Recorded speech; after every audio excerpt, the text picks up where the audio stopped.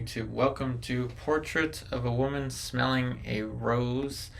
So the palette, this is all consisting of oil paints. Let's go ahead and add a little bit of raw umber to the surface now.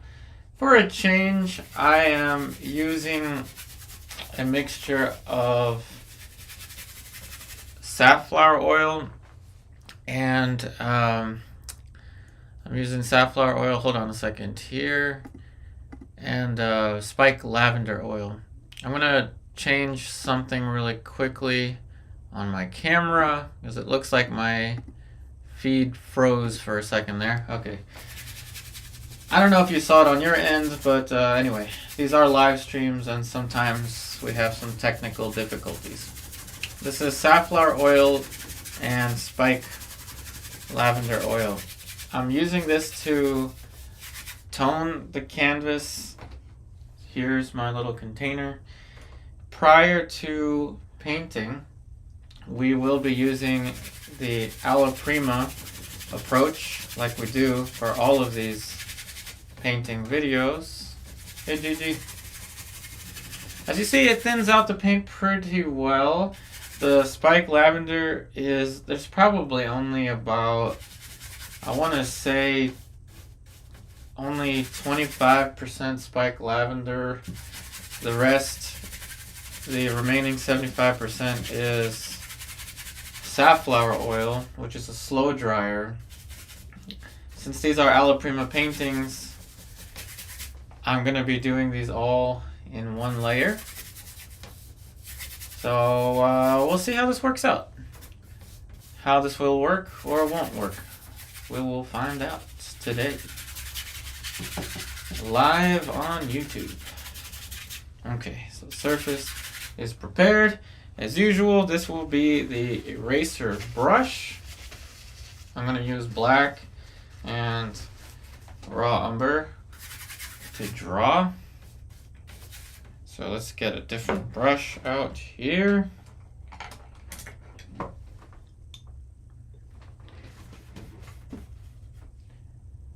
Okay, black, raw umber.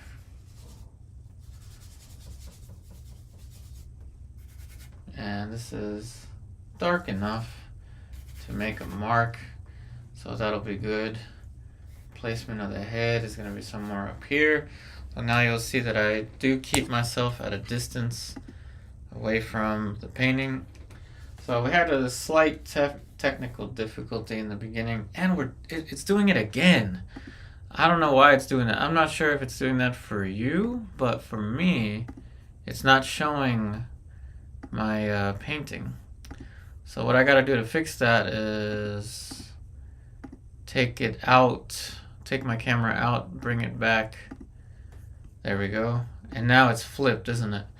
Okay, so this is my right hand. Okay, good. Everything is working. And I did all this stuff right before the stream.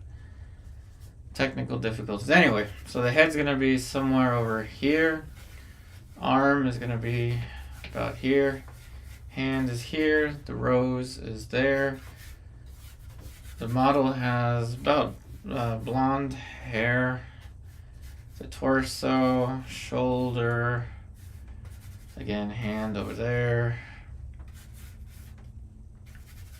So that should be good for that. Now I'm going to go with a little bit of black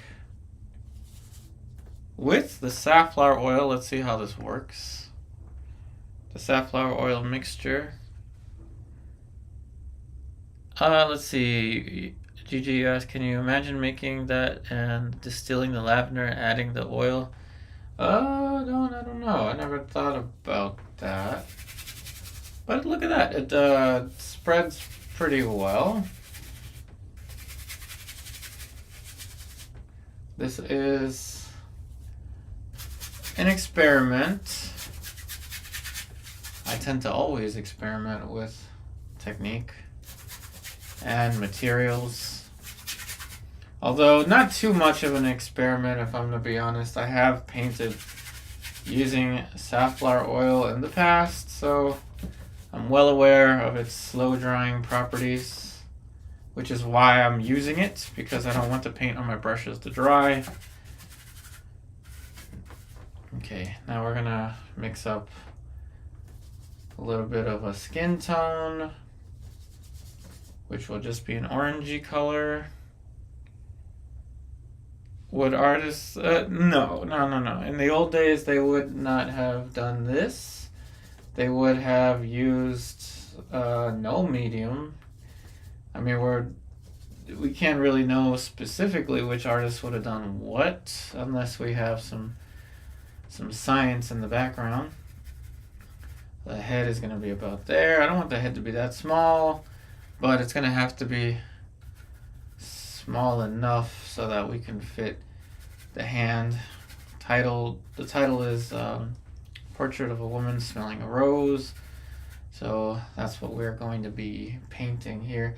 Now, in the past, I can't tell you exactly which artist would have done what, but my guess would be an artist like Rembrandt would have done a careful drawing, maybe had his apprentices do some of the underpainting work, but there would have been a layering process. It wouldn't be all at once, just like this. We know Bob Ross would have done this because he applied a thing he called liquid clear onto his canvases. Okay, so the head is over here, the hand is going to be over there, the rose is going to be somewhere, it's way too early for this, but the rose is going to be somewhere over there. The model has blonde hair, as you could imagine. That tends to work with these pictures in terms of YouTube. But I don't know. The hair color doesn't matter much to me. That's just what I have on the reference. Safflower oil, would they have used it? No, I don't think so. I think that's more of a recent thing. Safflower oil is just a slow drying compared to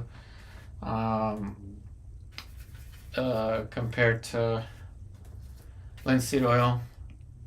It's somewhat similar to a walnut oil in terms of slow drying properties.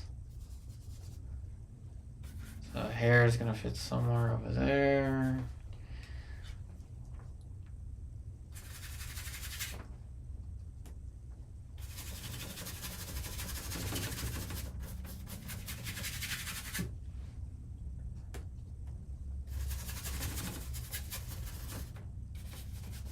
Okay, so the head, we're going to have a brush for the light, a brush for the dark.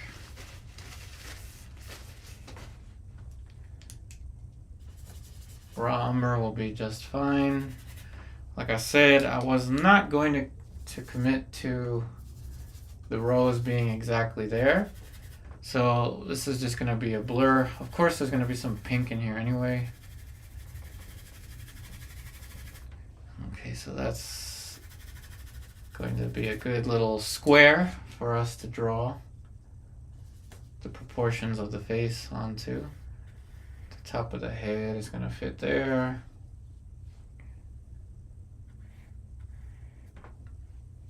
Corner of the forehead.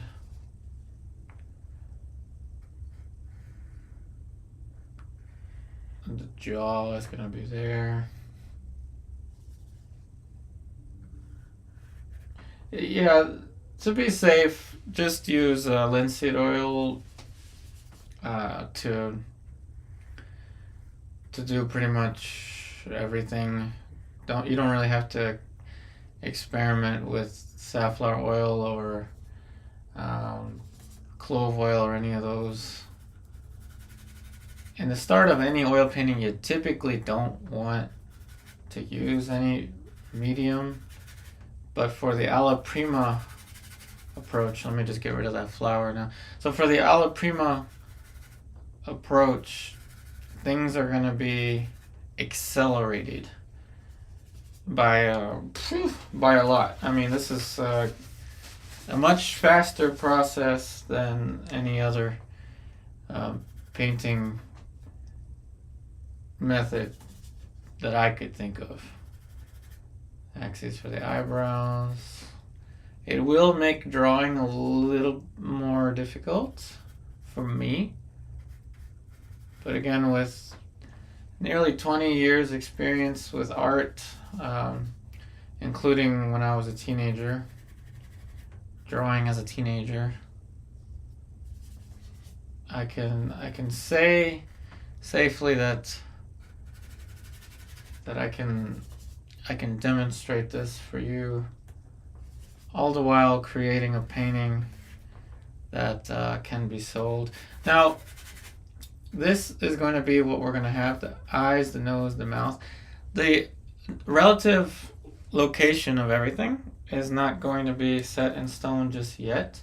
So I'm going to say that I have a little more room now for the forehead. Forehead probably about there, which is going to extend the shape for the eyes. I have a lot more space now that I can work. So the eye socket, now I know this is going to look like a robot at first. This is going to make the face a tad bit larger. Because my anchor point is the hand being here. This is where I want the hand to fit, because the arm is going to go here, and I don't want to necessarily crop the elbow. The drawing for this is relatively simple, square. So again, the placement of all these things, not that important right now. What matters is this hand relative to the rest of the canvas. The face I will push around for a little bit, and in probably 20 minutes or so we can paint a face that is decent enough to build onto. Top of the head's going to be here. Now, the hand relative to the top of the head is going to be vital for my composition.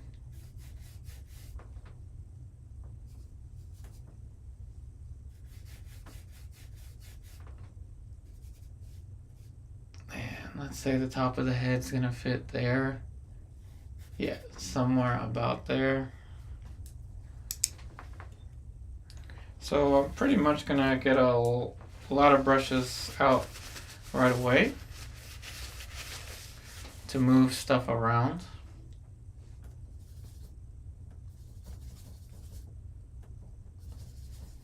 Okay, so my anchor points are here and here.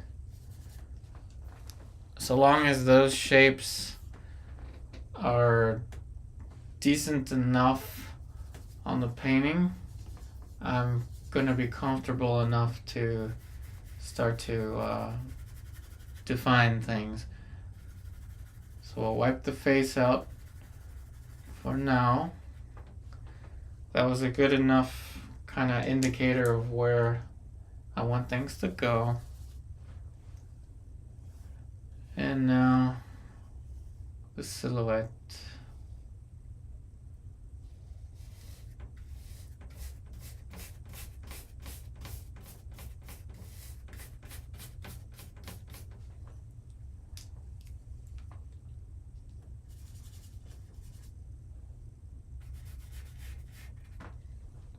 The edge of the hair.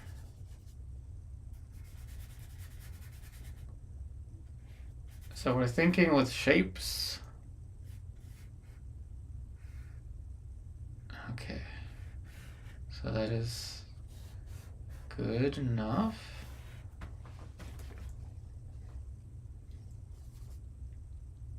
Corner of the neck be about here.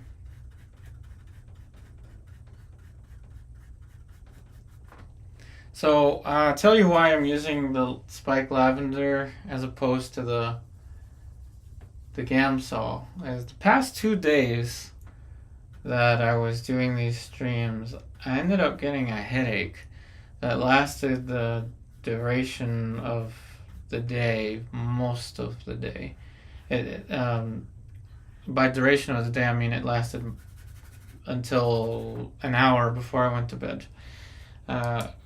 So I'm in a small room, and my theory is it could be that the mineral spirits or the petroleum distillates in the air may have given me a headache, contributed to giving me a headache. I don't know.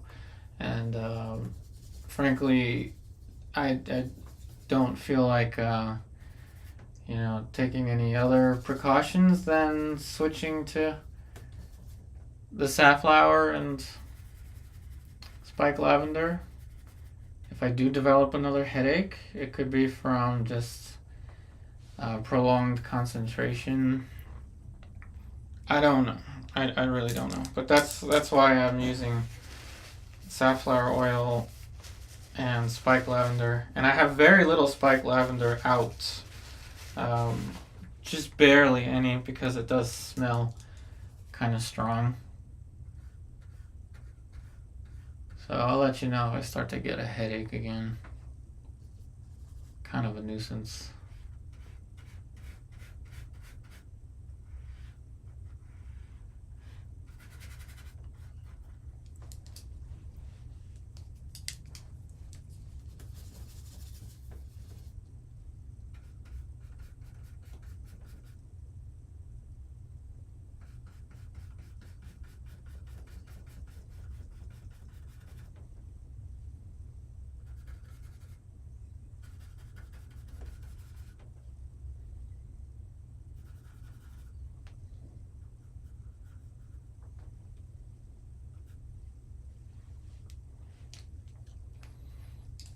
Okay, so far so good. The paint is behaving relatively well. Let's put a mark in here for the shoulder.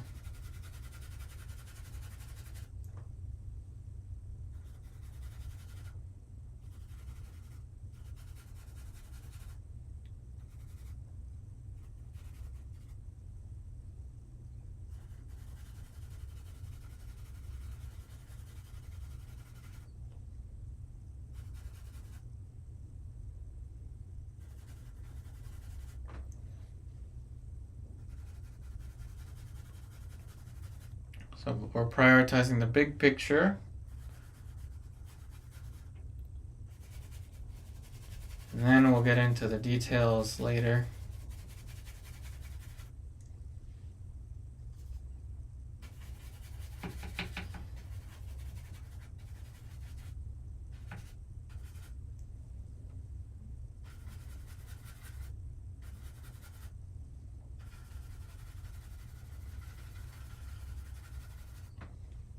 Chest is going to fit somewhere over here.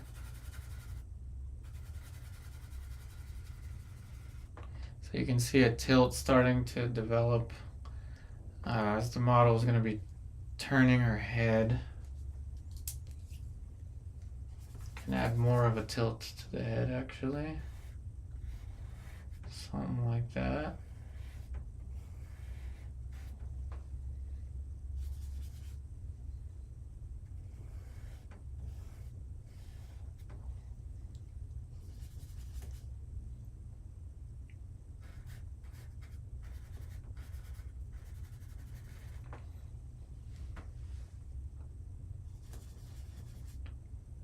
A little guesstimation for the eye sockets. I would just leave it like this, just like a robot. Give us the angle somewhat of where the axis of the eyes is going to fit. That may be the only two little blocks that I need right now.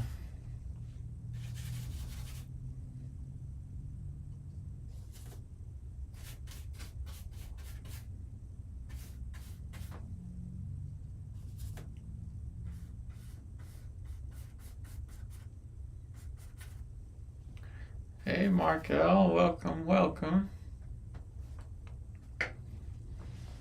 Okay.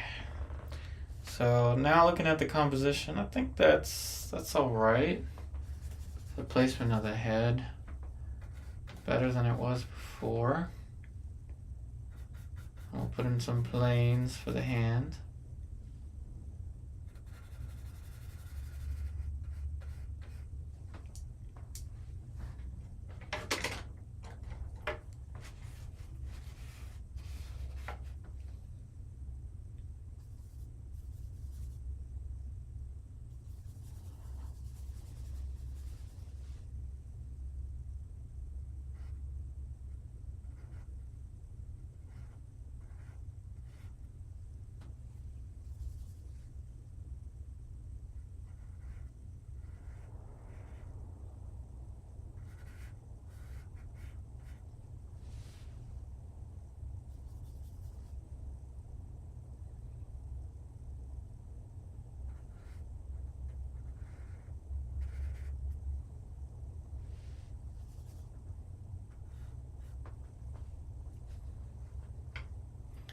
And the flower is going to have,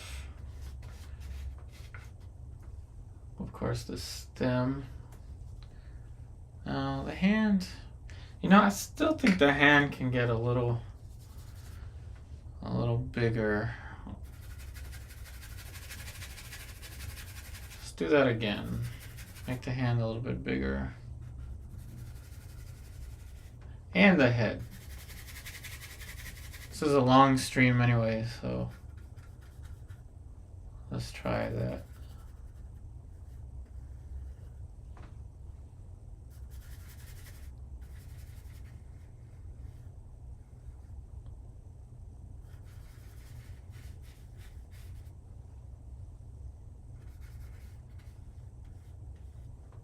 This gives us the shape of the head. The tilt of the head. Alright, let's try that again.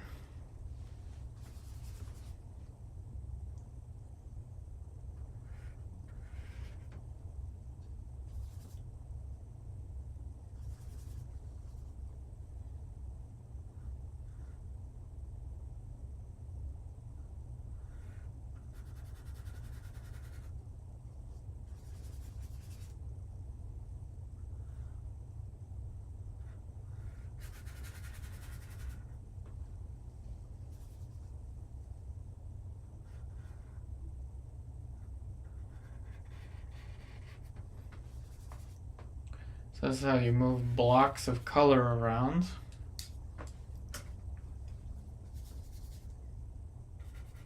This is just like moving lines, but we're moving blocks of color. Group the fingers together. And the rose, like I said, put in the stem of the rose first.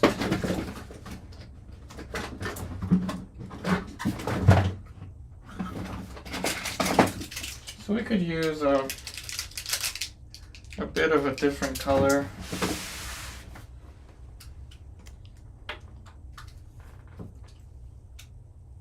Just use this yellow.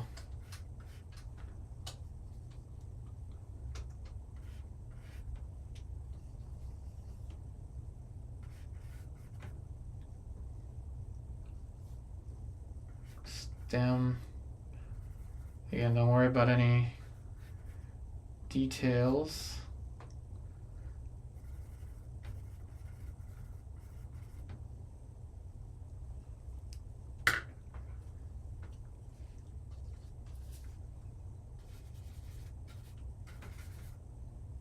Purposefully trying to just put a little blob there for where the rose will fit.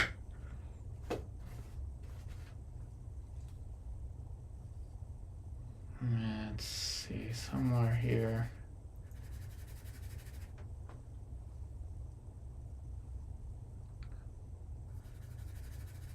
Yep, somewhere over there.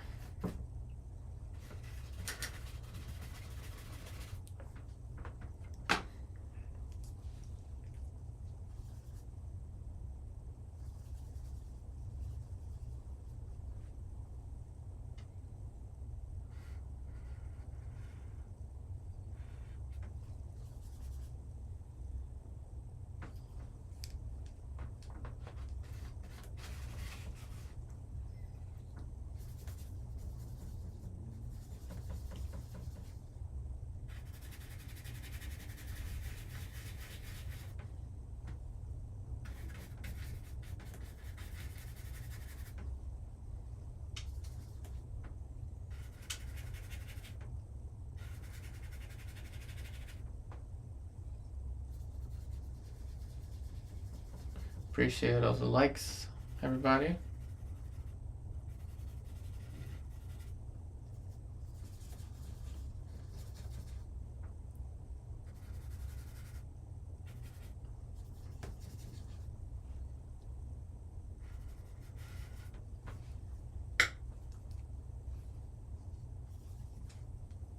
And just like before, I'm gonna just use the pointer finger, to just suggest the rest of the fingers. Placement is something that can be adjusted, but the position of the hand is more important right now. Okay, so that's a little bit better.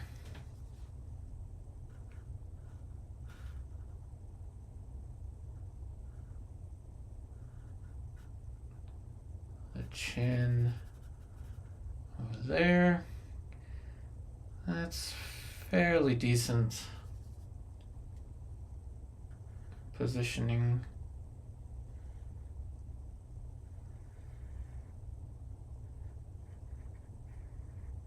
Now, this doesn't really have much to do with any kind of reference. I'm not trying to make this look like specifically like any reference. And you already know why I can't show the reference from what I mentioned the past 2 days. When a reference says copyright free, it doesn't mean it's copyright free forever. So I'll be editing certain things. Sure, you'll be able to find what the original reference will look like online if you do enough Googling. But that's not the point. The point is not the copy.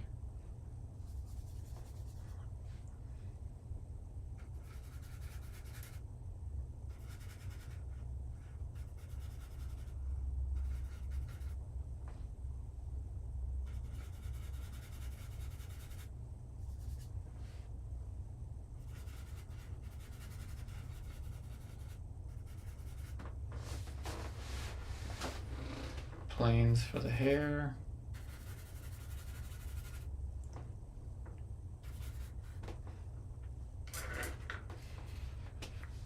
Okay.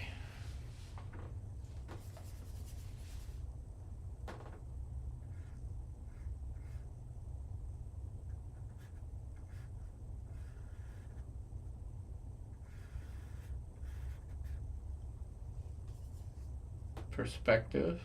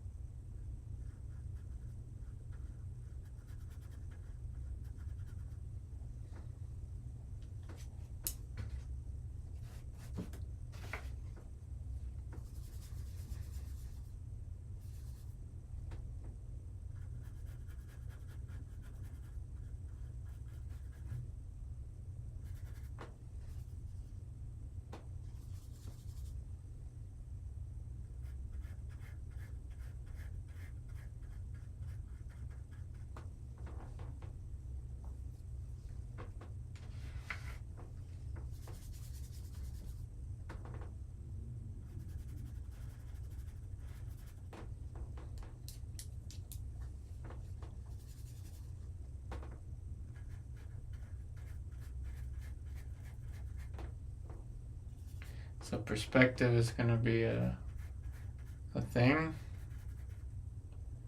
It's always a thing, but in this case, because of the tilt of the head,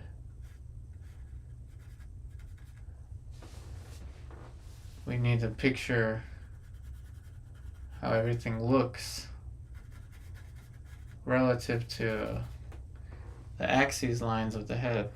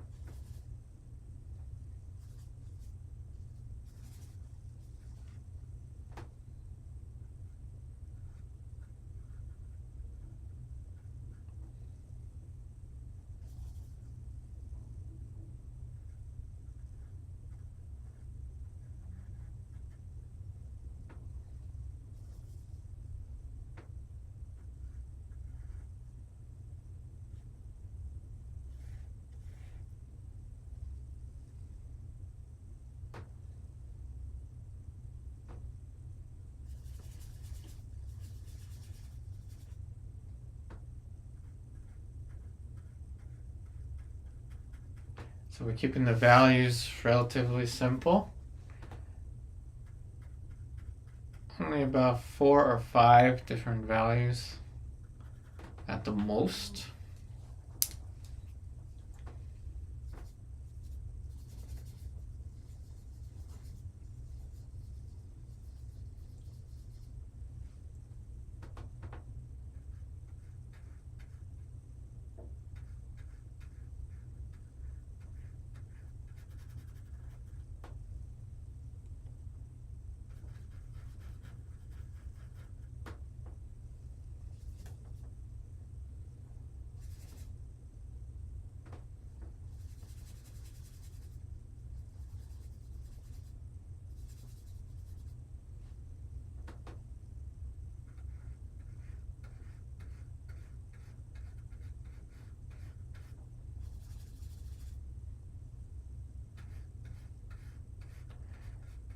So the main headquarters of the face is the eyes relative to the nose.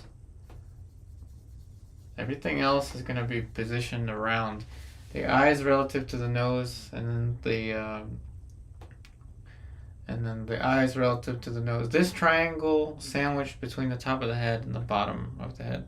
Hey, Grace. Welcome.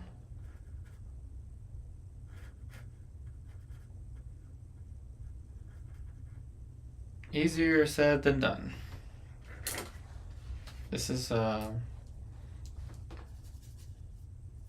tough part of the placement of everything is when you're first moving these shapes around, but keeping the shapes relatively fluid, malleable at this stage is key.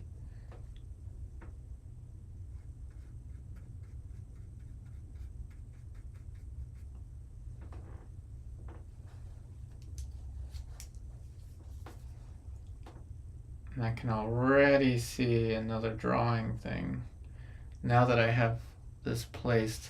And what I see is that again, I'm going to have to adjust the nose.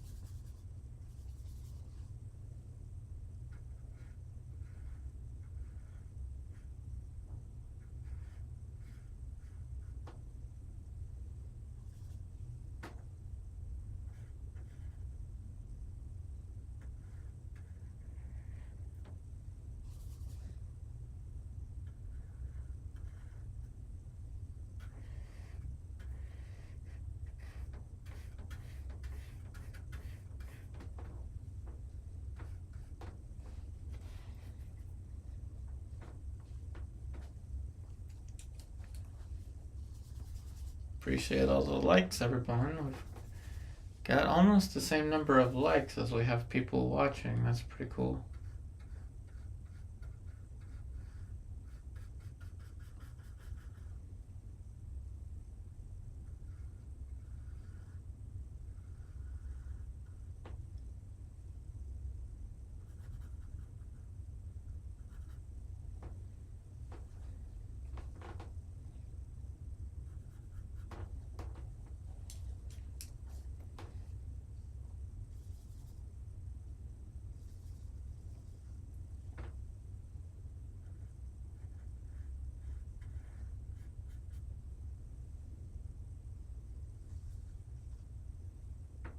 Okay, so the eyes relative to the nose, relative to the head is getting a little bit closer.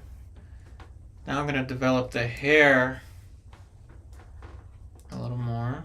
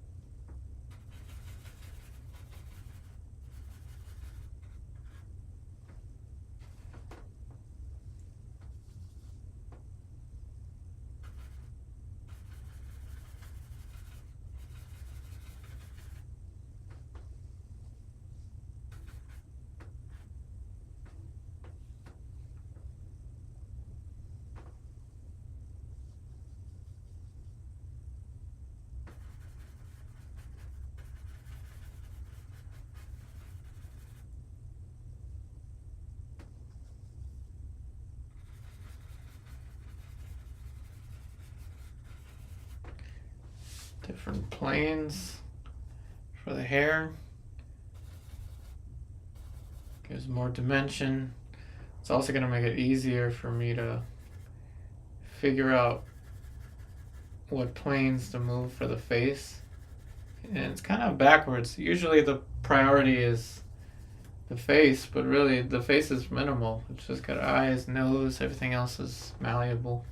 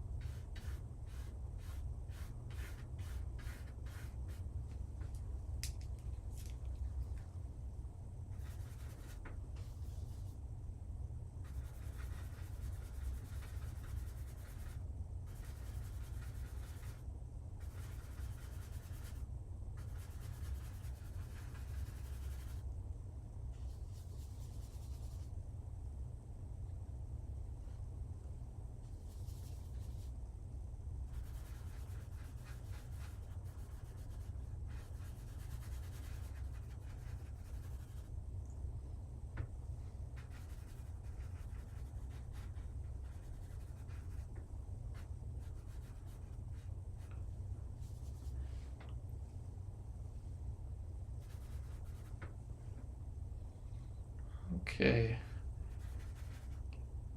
So yet again, another figurative painting with some drawing difficulty. The size of the head relative to the body will indicate the height of the model. Obviously there's going to be some foreshortening to account for, because the head is tilted.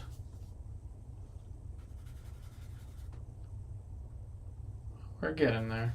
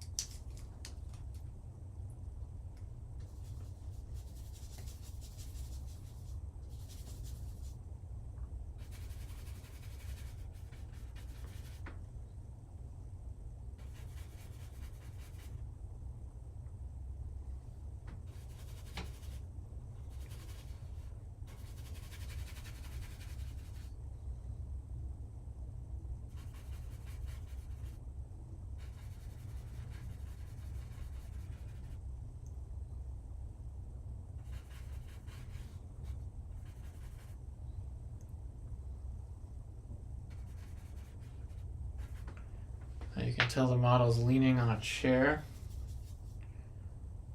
without the chair being present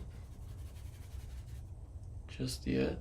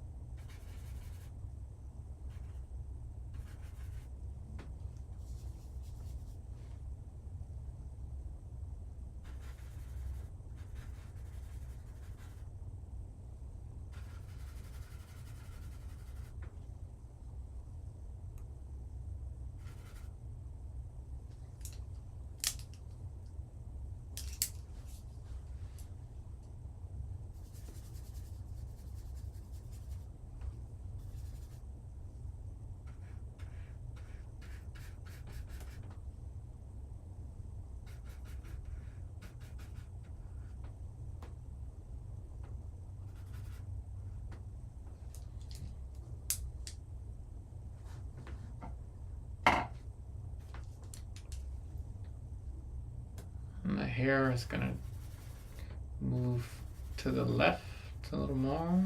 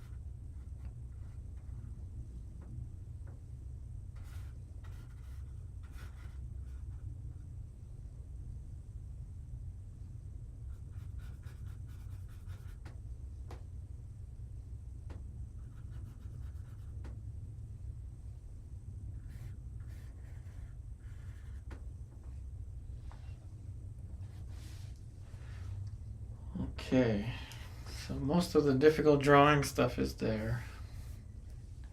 Most of it, I say.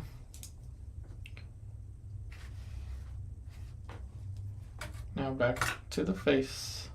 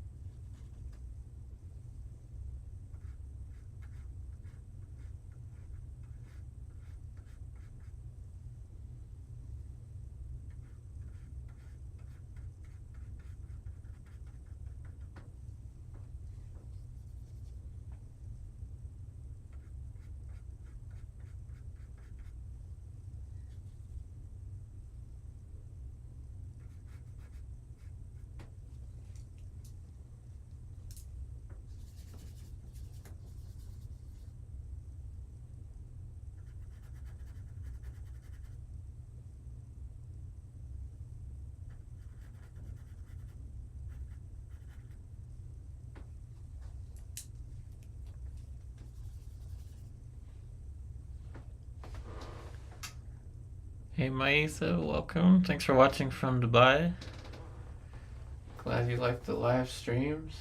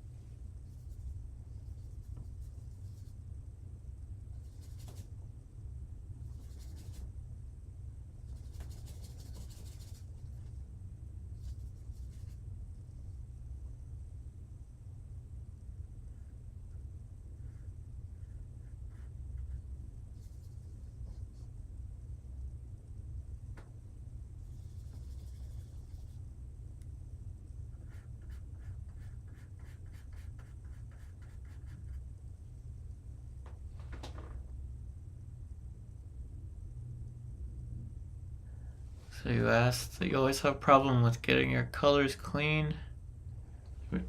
So you're talking about with color mixing. I'd say one thing that helps the most is having brushes kind of organized for specific tasks. So I move around from light brush, middle brush, dark brush. So I've got light, middle, and dark. So this is light. I think this one's middle. Light, middle, dark. Dark is to the left of the screen. So this is how I kind of I hold them as I'm painting, like this. So I know that this is going to be my light plane. Up there. And then the dark is going to be this one. And then the middle brush could be kind of a reddish color. You could also differentiate between something that's a red or a green. So for example, suppose I'm going to start painting the lips. So this brush here will be for the red. And I'll even isolate a part on my palette So moving back to the palette. Well, thanks for the super chat. Oh, that's so nice of you. Thank you, Maita, for the super chat. Thank you. I appreciate it. So this part here that's red, see how it's a different part of the palette? So not only am I organizing the brushes for each individual plane, but I'm also organizing where on the palette things are going to go.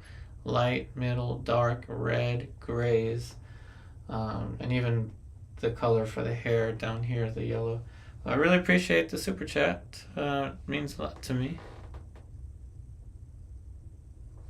Thank you.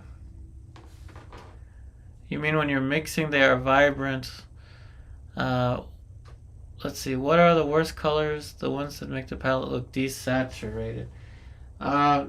So, for example, this red. If I were to accidentally mix a bright green, a phthalo green would kill off this red, which is not the worst thing in the world, but it is something to watch out for. Complementary colors. They're really useful for skin tones, but if you accidentally mix I'll try to show you here. If you accidentally mix a green, a bright green or a bright blue into there, it's going to take away from the value, or I guess I should say the saturation. So same brush, here's phthalo blue. Now look on the palette what happens. It kills it off, as you were mentioning. So in order to avoid this from happening, one thing you could do is keep a kind of like a color chart. See how this is going to kill off the red, and it's going to make it look kind of grayish. So one thing you could do is use the palette as a way to section off complementaries. So red and green are quite far from each other. Yellow and purplish colors are quite far from each other. And on your palette, just keep in mind where you're mixing your reds and your greens, because that's going to be what's going to make the colors look a little less vibrant. You can, like what I'm doing here, mix a green and place it underneath of the mouth. That's actually a kind of a common color to have underneath of the mouth. Now obviously the angle of the mouth is not correct, but here look, this creates a light on the chin that will interact with the planes above it, and it'll make it more obvious for where it'll make the drawing corrections a little more obvious. So now I know that I'm going to have to raise the mouth up to about there. So hopefully that helps. Yeah, Thalos and the bright ones. Yeah, like Thalo will kill off the reds. Absolutely. Cool. I'm glad it helps. Again, thanks for the super chat. That really helps.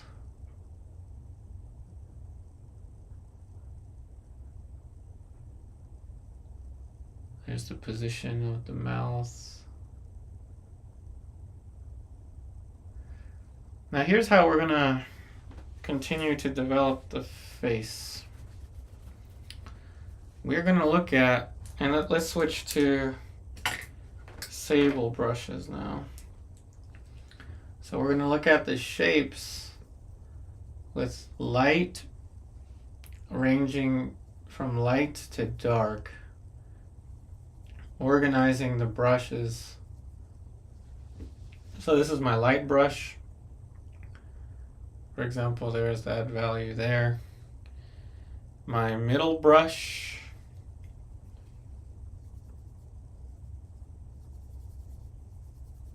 For example, that value will exist. Ooh, that's way too bright.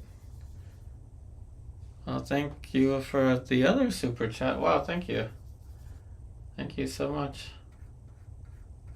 Here's the middle. So middle brush next to the light brush. Thanks so much for the super chats on Maitha. Thank you, thank you. It helps out so much with the streams.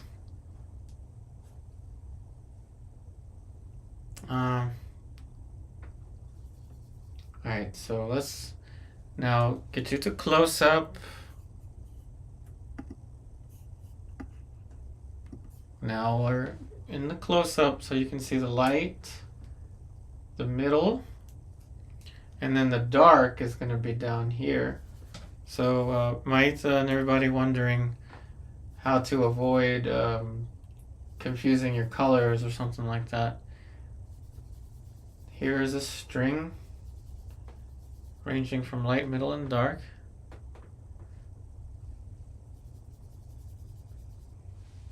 Well, I'm glad that was helpful for you, Maitha. Light, middle, and then dark. This is the dark value. And these are sables. You could use cheap synthetic brushes as well. Light, middle, and dark. And as I'm painting, I'm holding on to the brush. So going from light to middle.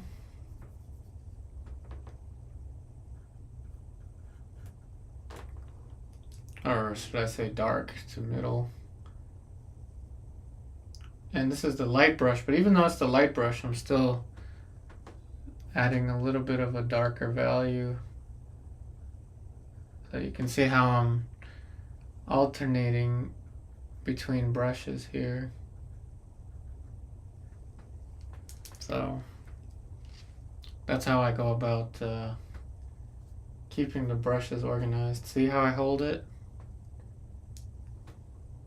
It's kind of like when you're holding a paint palette. You'll see a lot of paintings, pictures of the old masters holding their palette and they've got brushes in hand. If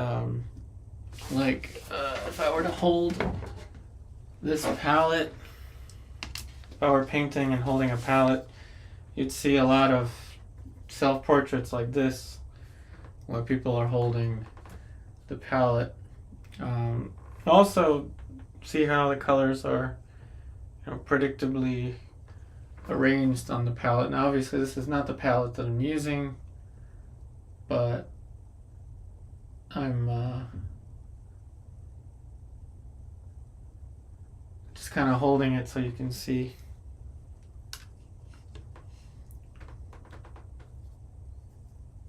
So this is how it would look. Of course, I'm mixing, pretending like I'm mixing here, but I'm not mixing anything there. And then sit back and then pretend to mix and make another adjustment.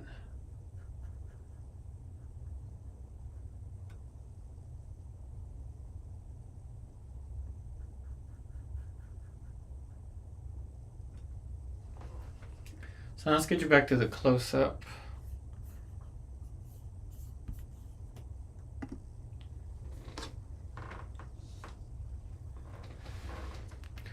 You wrote, when you started painting, it's lean, so I should use solvent. Then it dries, so I still keep using solvent. Let's see. Thanks for the. I'm glad you liked the acting. Yeah, you're correct. Just use the solvent. You don't need to use any medium in the beginning. If you're trying to keep the painting really lean, don't use any medium.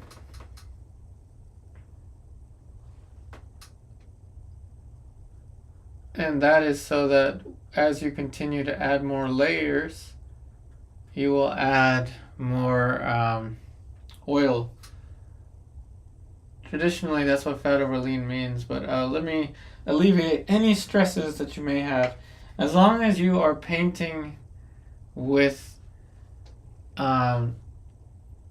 just regular oil paints, you could use alkyds if you want to, but as long as you're avoiding anything that's super slow drying, like safflower oil or walnut oil, you'll be good to layer a painting. I wouldn't suggest starting a painting with safflower oil because it's a slow dryer. Therefore, the only thing I can do to continue this painting is to continue working with the safflower oil. So, something you can do is just start without any medium, thin out the paint with just your solvent, and you'll be good to go.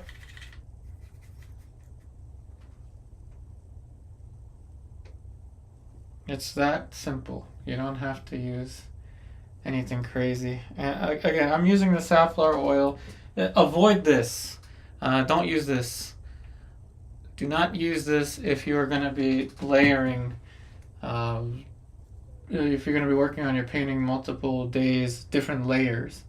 Now you can use this and work on your painting all week because it's going to take a long time to dry. That's fine. But if you're going to want to work on it after it dries, I wouldn't recommend it. However, it's actually really hard to crack a painting, so you really don't have to worry that much about it.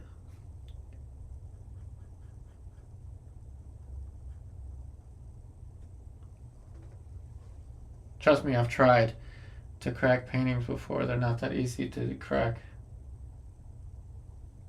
Let's add a little red section here. No, it doesn't matter how many layers you can add with just using solvent. You could paint 10 different layers, don't use any medium, and just thin out with solvent, and you'll be fine. It won't do any harm. Just what you want to avoid is using safflower oil or walnut oil in the beginning and then layering something fast drying over that, like liquid. But again, the paintings don't crack that easily, so you'll be okay. Yeah. So solvent doesn't actually make the paint lean. The paint is lean on its own out of the tube. So paint out of the tube is lean. Paint is, think about, and this is how you'll always remember what fat paint is. Fat paint is really oily. So think about a really greasy cheeseburger. That is, we would think of as really fatty. A really fatty cheeseburger is really oily. So the more oil that you have in it, the more that cheeseburger, the more that burger is going to be fatty if it's really oily. If that cheeseburger is kind of almost like a veggie burger, it has very little oil in it, then you could consider it kind of lean. So that's one way you could kind of remember fat or lean through thinking about a cheeseburger. Oh, we got another super chat. Thank you, thank you. This time with a blue color. Thank you, thank you, thank you. Thank you for the support. It means so much to me. Trust me, it really helps. Thank you so much.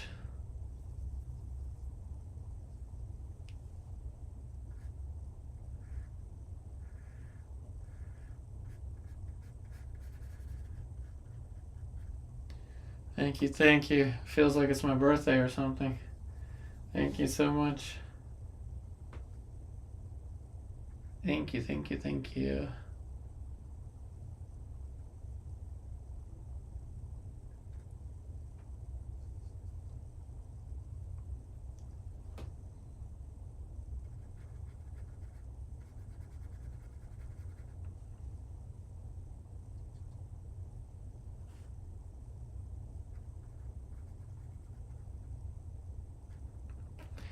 In fact, some, I think it was Degas or Renoir, but some of the Impressionist era paintings were done on cardboard, from what I heard. I'm sure somebody will do the Googling for me, but those paintings are still fine.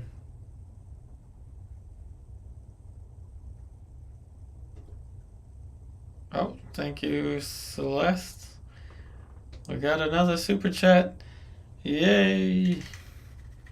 Thank you, thank you, thank you, everyone. I feel special today. Means a lot to me. Thank you, thank you.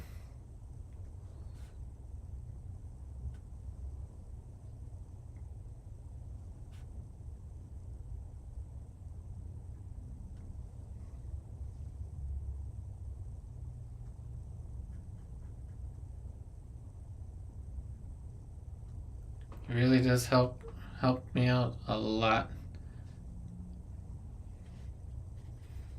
Thank you so much.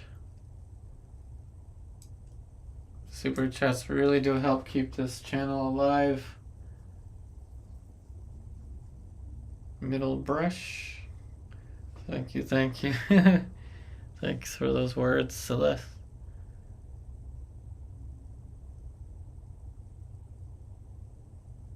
Yes, correct, Gigi. Everything you said there is correct. You add oil to make it fatty, yes. So, for example, this painting is a greasy cheeseburger because it's got a lot of oil in it. And that's because it is an alla prima. This is a one and only one layer painting.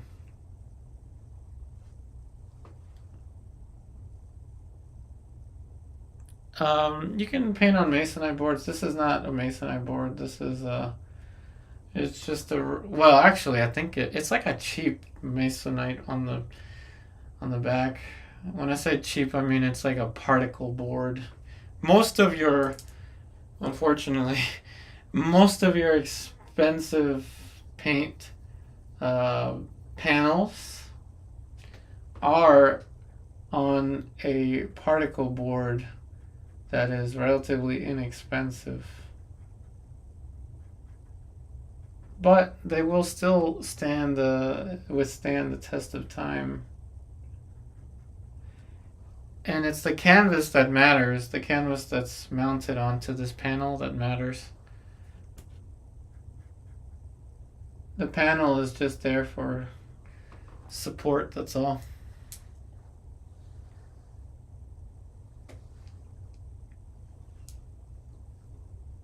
Oh, you said you painted on masonite 45 years ago?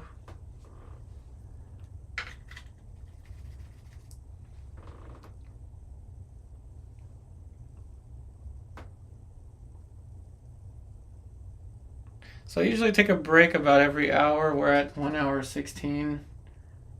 And I do have another video to play for you that actually kind of relates to what we're doing here.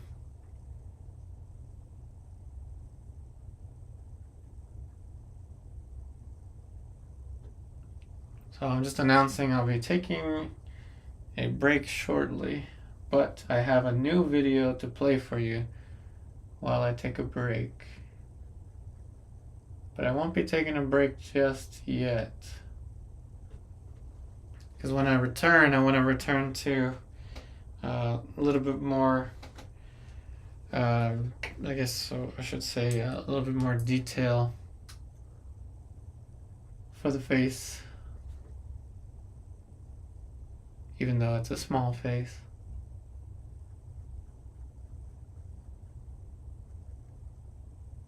And then we'll paint the hand, of course. And the flower, the rose.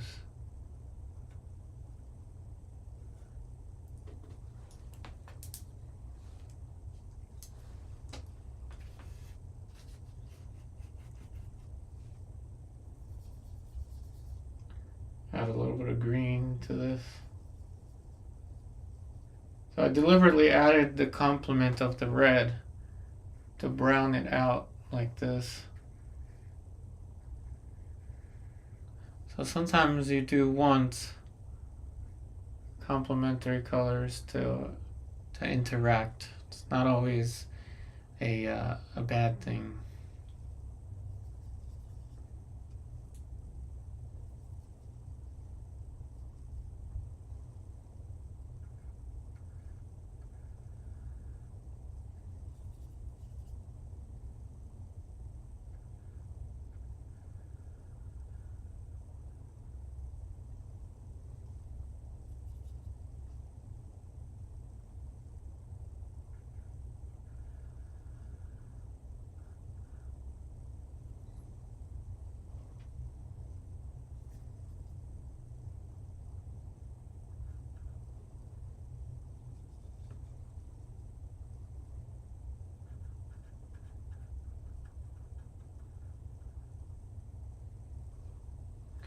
Yeah, break time will be whenever I feel like it's time for me to take a rest.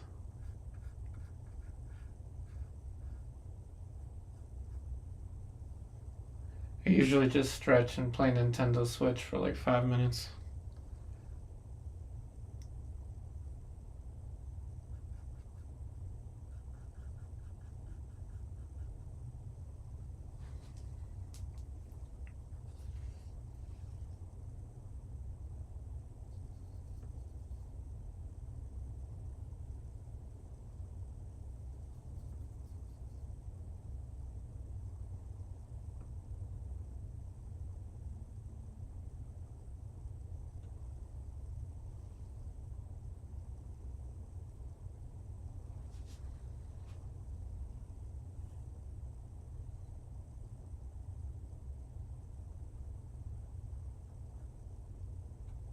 That gives us the angle for the mouth. So these are parallel lines: eyebrows, eyes, nose, mouth. So in perspective, they are going to be turning. They're going to all be at this angle.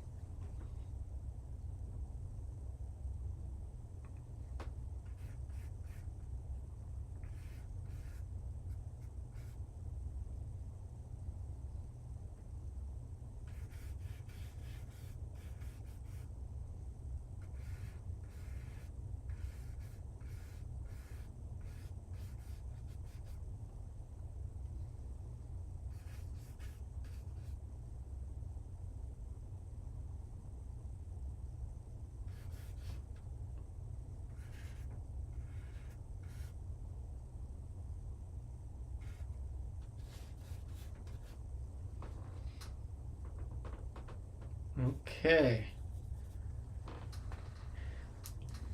So that's decent progress for the nose. And the head relative to the position of the nose. The nose is really useful when the head is turned to give you kind of the positioning of everything.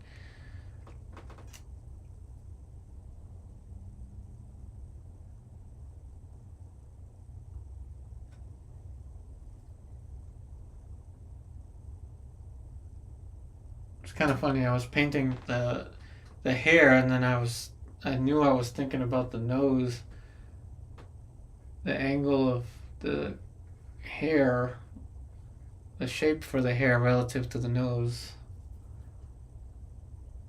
So I was painting the hair, but I was thinking about the nose, and I mentioned the nose. Kind of funny how the brain works that way. Okay, that's good for the face. I'll say it's acceptable. for start of that face. Now from a distance, you'll see that the little well, I don't know what we'll call it, the mitten, so to speak, like the mitten for the hand is a perfect place and size relative to the face for us to be able to develop it. Difficult start, definitely a very difficult start. Thanks for the super chat, Maisa and Celeste. So I'm going to take a break about 7 minutes or so. I'm going to have a video playing for you, a different one from yesterday. It's going to talk about perspective, proportion, values, and form, I think. I think that's what it's going to talk about. But yeah, it's going to pertain to the angle of the head and the light, how I'm describing the light traveling across the surface. But anyway, I'm going to go ahead and take a break. I will be right back.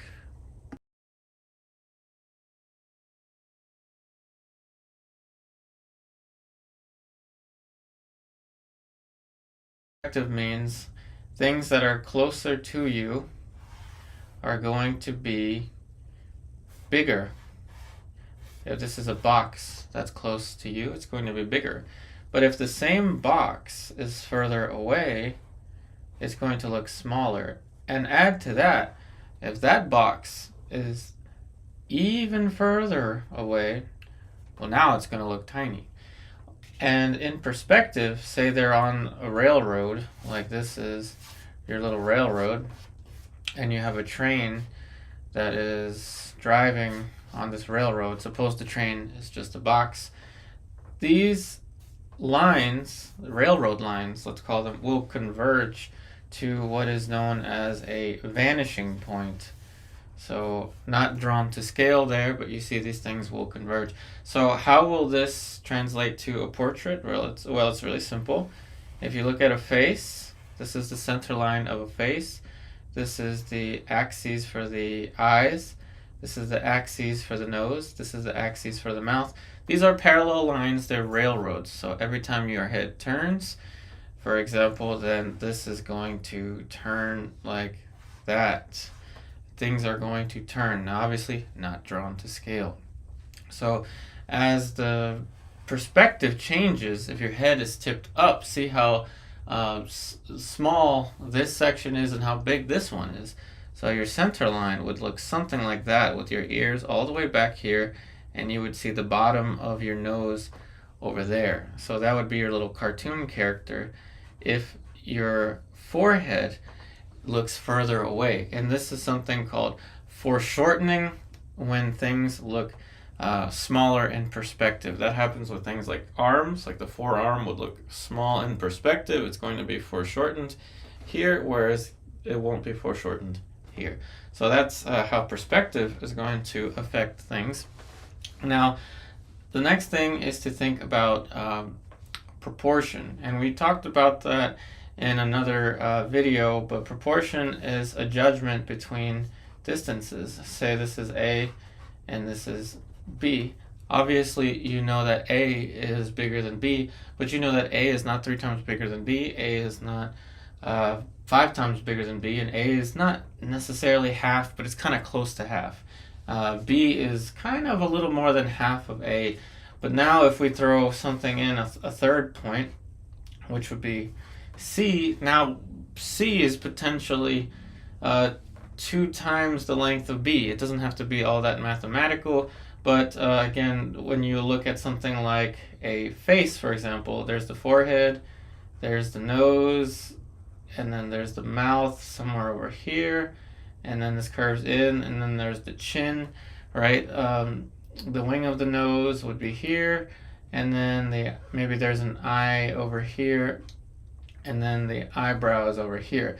Now you have relative distances to one another. So this distance from the eye to the nose would be A, the distance from the nose to the mouth would be B, and then maybe the distance from the eyes to the chin would be C, and then you would relate these distances to one another.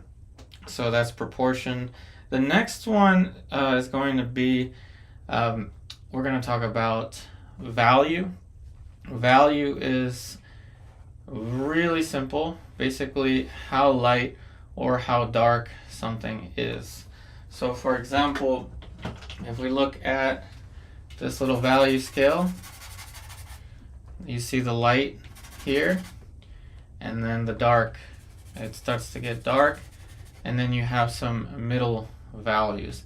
How light or how dark something is. What matters the most is your distinction right here between light and shadow. Things that are closer to the light, meaning facing the light more, will be brighter. Things that are further away will be darker. But the most important thing is to have the distinction between light and shadow. Of course, my hair is not cooperating right now. But when it comes to other parts of values, you can actually look at it really simple in terms of bands of value. So this would be 1, 2, 3, 4, 5. 5 different values. You don't even have to look at the numbers based on this, but you could easily say this is 1 and this is 5, and everything in between, well, you already know, 2, 3, and 4. That's value, but value is then attributed to something that we're going to look at, which is the final thing of the 4 basic things we're going to look at, and this is going to be form of a sphere. Pretend that I can draw a circle, which obviously I cannot, but many of you have seen this before, and this is going to be a pretty simple recap for you. So the light travels and hits a plane that is the most perpendicular to the light source. So this is perpendicular. It is at a 90-degree angle relative to this point here. This is going to be your highlight region of this little demo sphere. And anything that is parallel to this light plane, will enter into the shadow. So everything here that is beyond being parallel to the light is going to be in the shadow. This is light, this is shadow. So values that transition away from this point will start to get darker as they approach the shadow. And so this is what's going to make things look round, and you're going to have to visualize almost like a strip of bacon where each plane is. Now suppose there's a cast shadow here under the strip of bacon, and you're going to say maybe the light's coming from the same direction.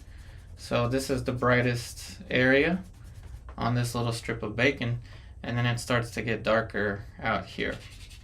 So that is going to be how light is going to travel around that.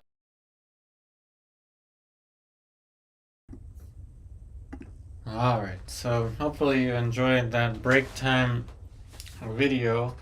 Now we are going to move in towards the hand. Same kind of concept. I'm going to create a little string of value close to the hand so you can see how I'll be picking and choosing different shapes of value and color. So this will be the dark, and this will be the light, and this will be the middle values in between. And I'll use the sable brushes. So let's go ahead and start to add some shapes here to draw.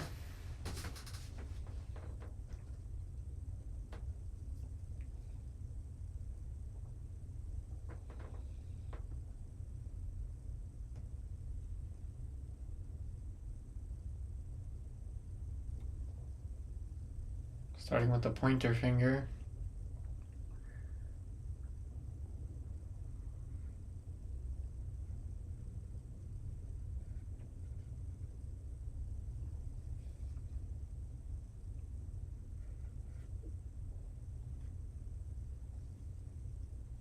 You can see the excess paint.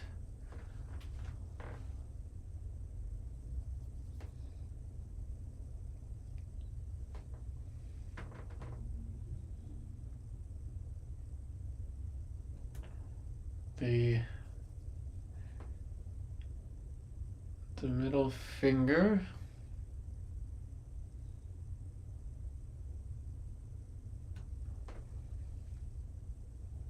It's kind of like chopping into clay.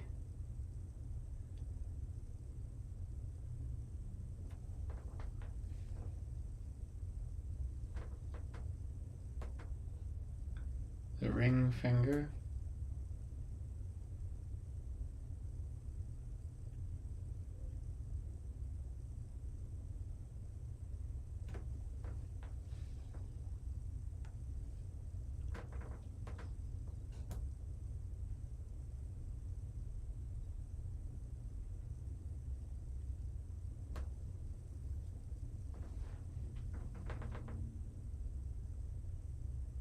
Pinky.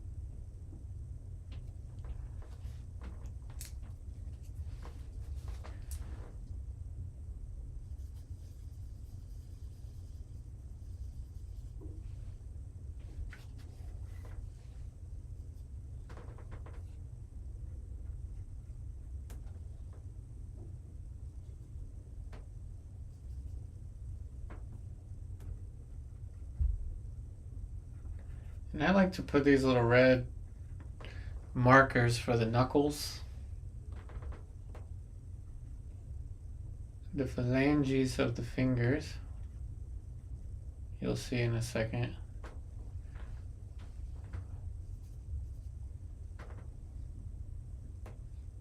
One is right here.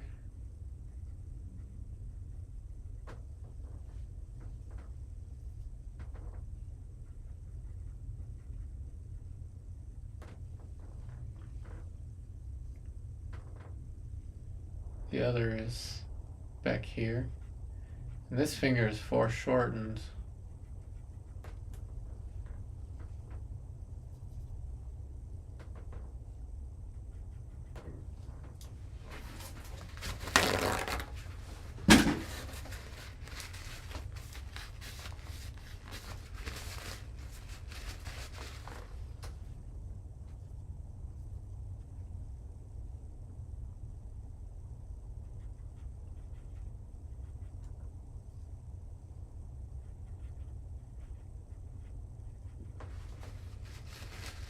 I don't know, I've always liked putting those little spots for the knuckles.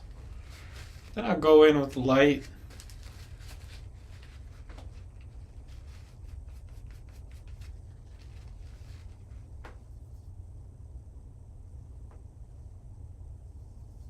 A little tip in case you would want to paint like this, alla prima using safflower oil, kind of similar to the liquid white that Bob Ross would use. I don't actually know what he would put in that liquid white, but dehydrate your paint somewhat. Meaning if the paint is oily, remember yesterday how I took the paint out of the tube and you could see that it was kind of dripping on the palette? What you want to do is, if your paint is doing that, put it on a piece of paper towel and let the paper towel absorb the oil. Or just leave it on top of a palette that has dry oil paint on it, and then the layer underneath will somewhat absorb that extra oil. Basically, you're trying to get rid of some of the oil. Especially if the surface is going to be slick, you're going to want really thick paint.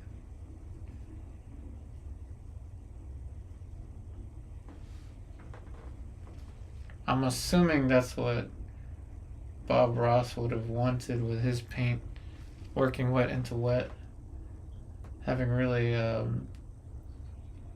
thick paint to apply onto the slick surface.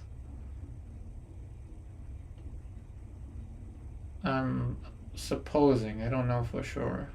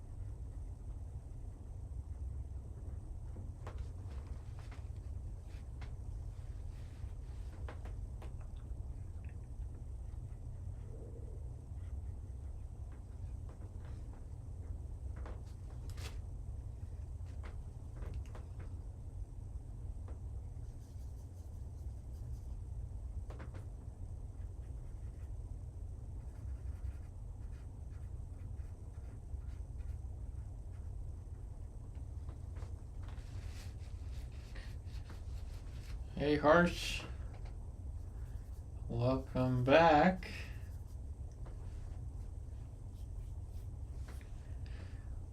Welcome to Portrait of a Woman Smelling a Rose. The rose is not quite developed yet, but we're getting there.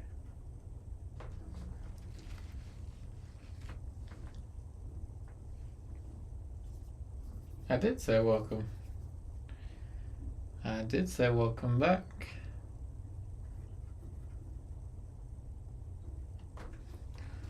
I hope your day went well.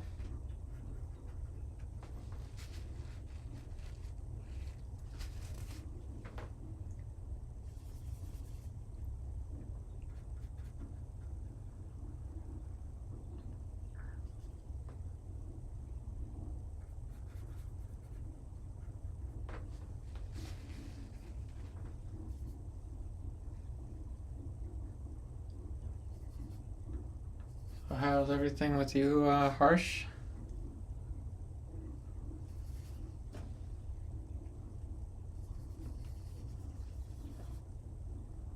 The hand is pretty close to where I want it to be.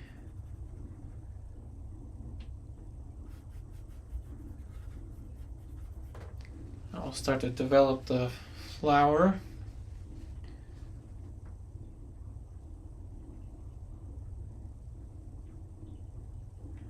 I'll mix down here phthalo blue and the Windsor yellow,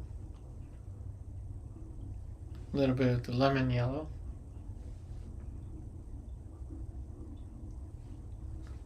So we'll black out what we have currently for the flower, so I can paint into it again.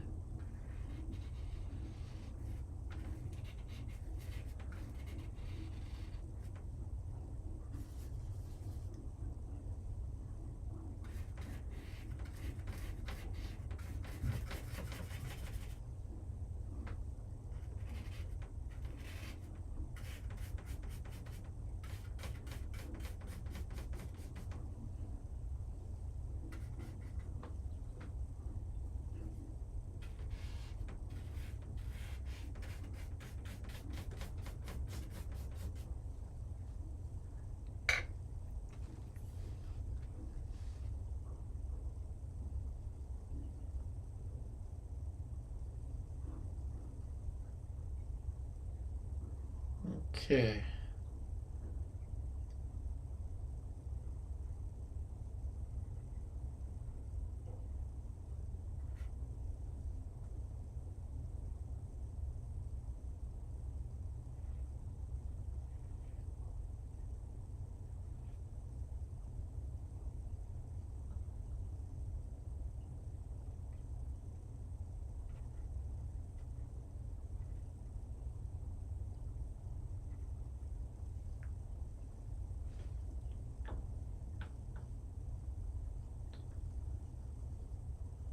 Is everyone still here?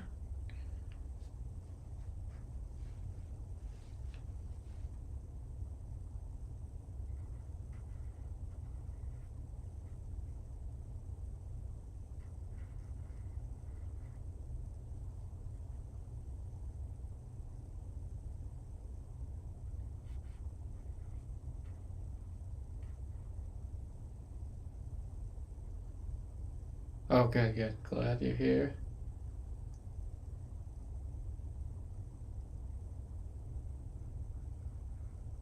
Went quiet there for a second. Just wondering what happened.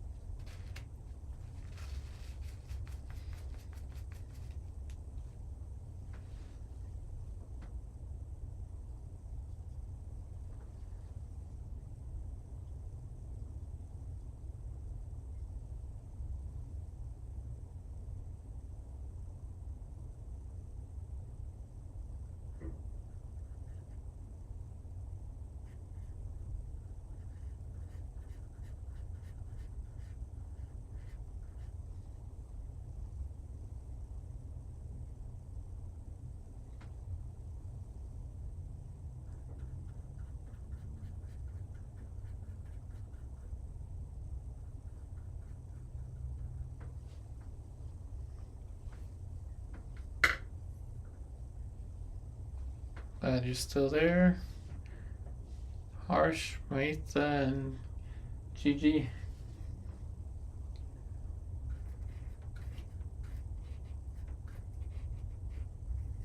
So I'm painting I'm just putting straight black and blue underneath of the rose because I'm gonna go with the green over top of this. Then we'll add the light for the rose. Good attentive students. Oh, awesome. Awesome, awesome.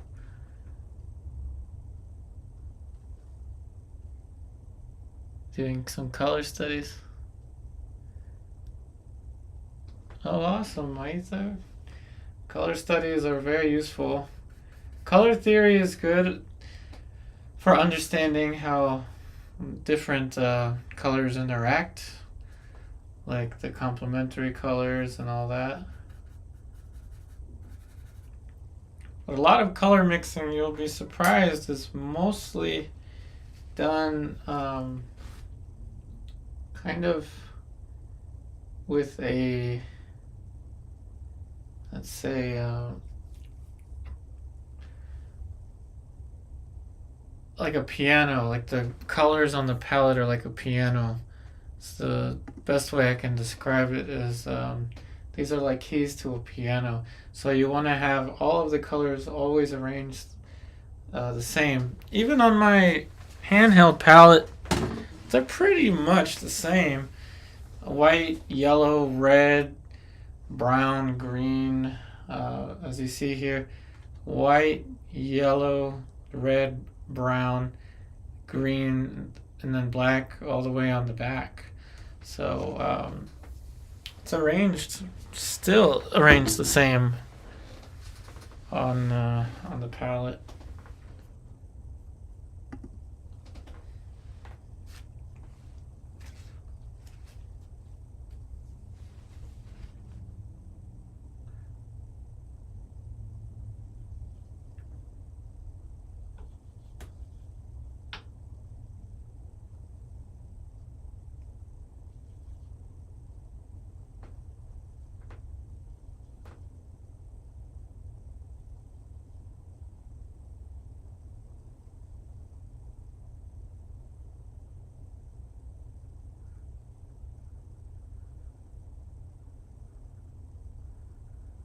And this is a danger zone here.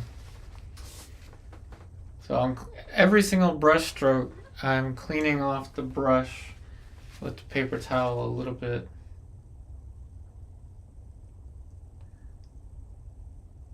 Now hold on a second. The green is going to be on top of the red, so let's just add the red now. The light for the rose.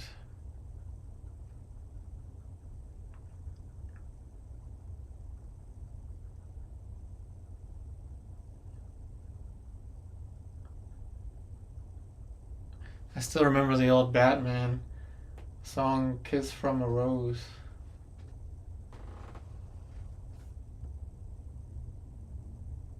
Always reminds me of this.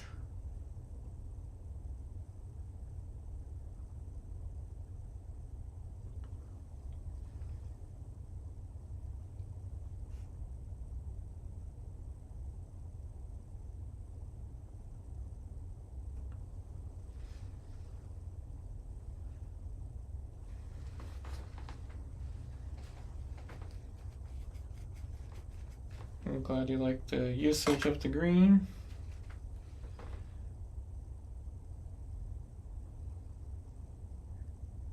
Here we go, alla prima.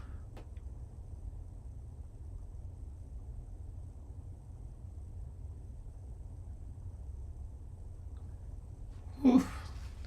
That is a difficult one to paint.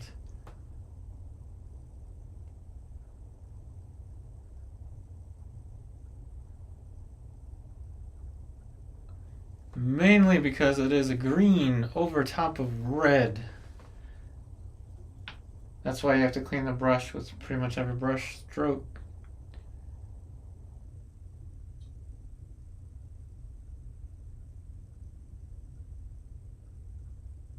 Danger danger, danger, but it worked. Somewhat. It worked.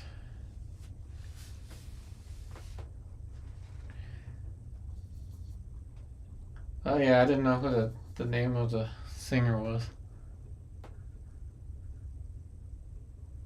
That's the old school Batman. Not really the old school one, but one of the old school Batmans.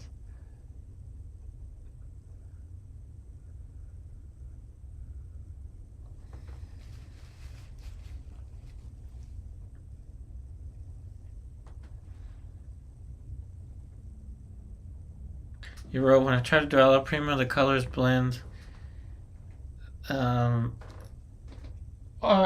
think what really helped with this effect is that I'm using sable brushes, really, really soft brushes. Sometimes if the brush is too hard, or if you press too hard, even with a soft brush, if you press too hard, it will accidentally mix with the red. So what you want to do is use a ton of paint, thin it out a little bit, and then kind of like an ink line, put that in, kind of like, picture it being kind of inky.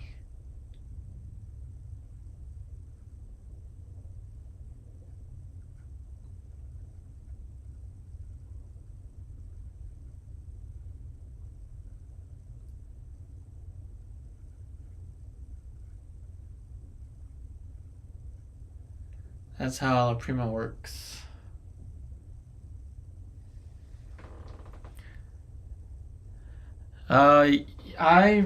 So let's go back to the palette. This is exactly what I used here, which was, yes, these yellows and the phthalo turquoise. That's exactly what I used.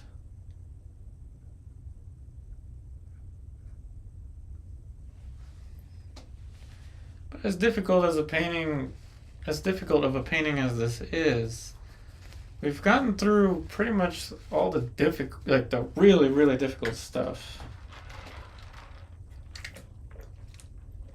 Now we can start to add some more, I guess, structure.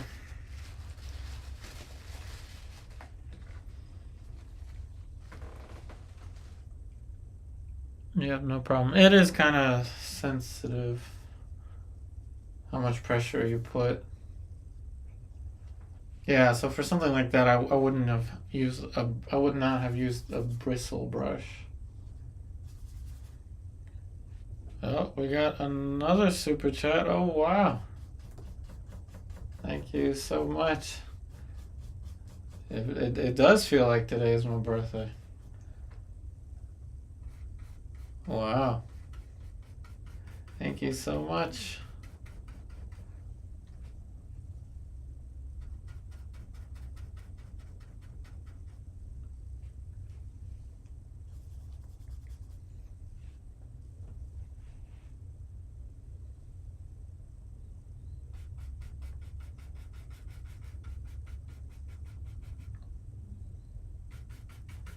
Really appreciate all the super chats.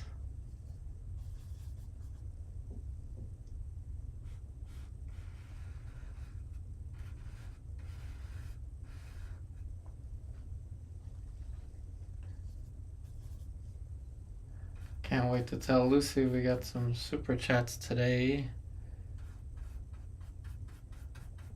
She'll be happy to hear that.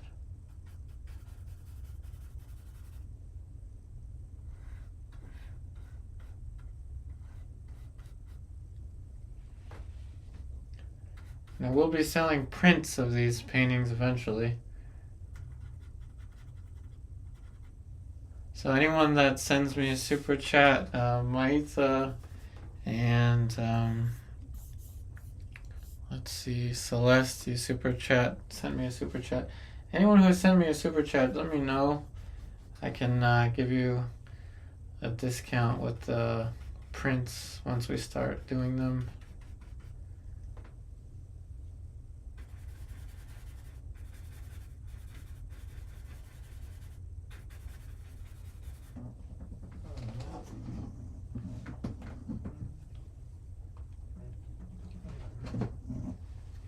got a phone call. Hold on, I got a text.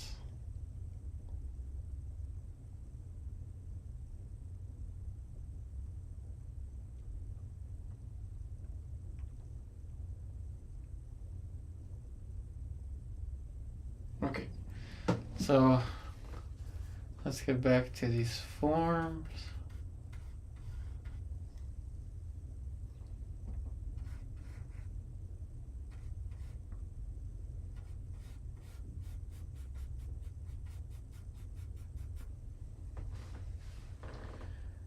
You said it looks different on TV than on the phone.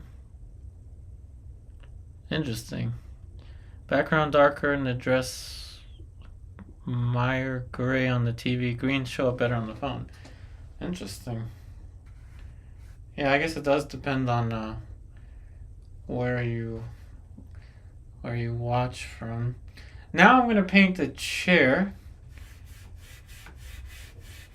So I'll use this little kind of brush stroke to start to put in the chair. And the chair is going to be important for the design. So I'm going to have to add more black.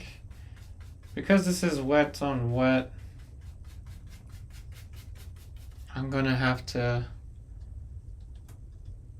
try as much as I can to not press too firmly with the brush. I'm adding raw umber to kind of help fill in some of the thickness for that area. I'm gonna do the same thing up here.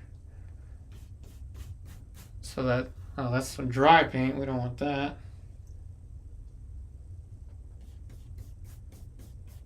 So this is a little less brushy.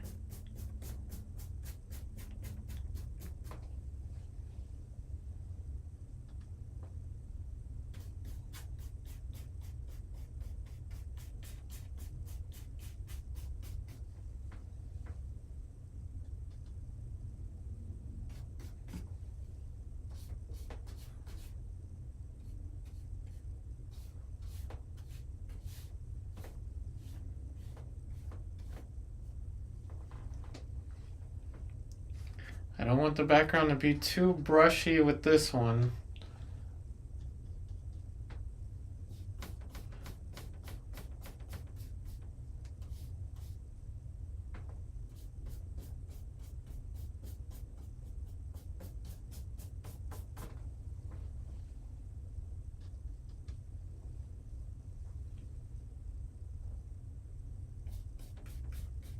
Okay, so now that the background is nice and flat,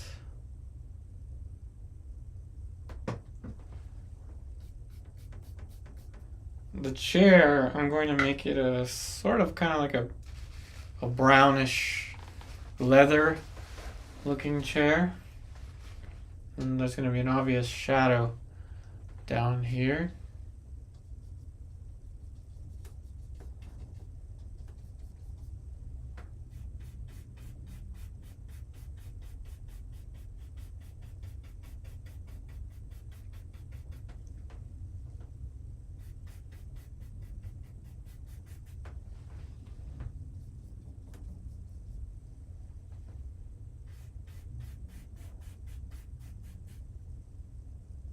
I'm using burnt sienna for this kind of reddish brown chair. Oh, so you're really curious as to when you take pictures of them to sell, are the colors accurate to the painting, or have you figured out the photography part? The photography part is kind of a fine art on its own. I tend to use my editing software on my phone and on the laptop to try the best that I can to accurately depict the color on the original painting. I actually, depending on the print, I have to edit the color on the computer before printing to anticipate, or in anticipation of the print looking a little bit, I want to say, washed out. Sometimes the prints look washed out, and I actually have to kind of darken the painting a little bit. The photo of the painting while when I print it. You'll notice with I didn't upload the picture from yesterday's painting, but I will upload it tonight, the one that we painted of the fox. But I will be putting a little thing with my name on it just to help copyright it, so that prints can be more authentic for you.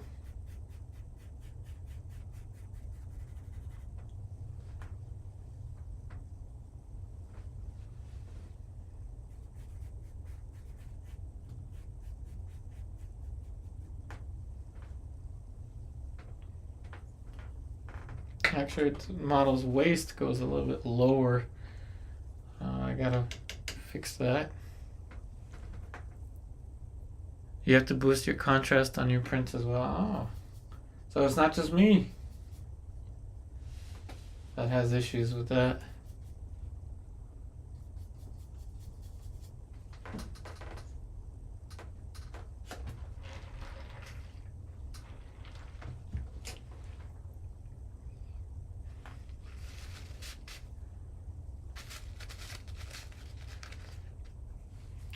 Oil paintings actually don't change as they dry. What they do is they the surface underneath the ground, or the layer underneath, will absorb some of the oil and make it appear as if they change, make it look kind of chalky. But that's actually just because of the layer of oil being sucked in from the bottom. But they actually don't change, and you'll notice when you apply a final varnish to a painting, to an oil painting, the true color, this true color will come back.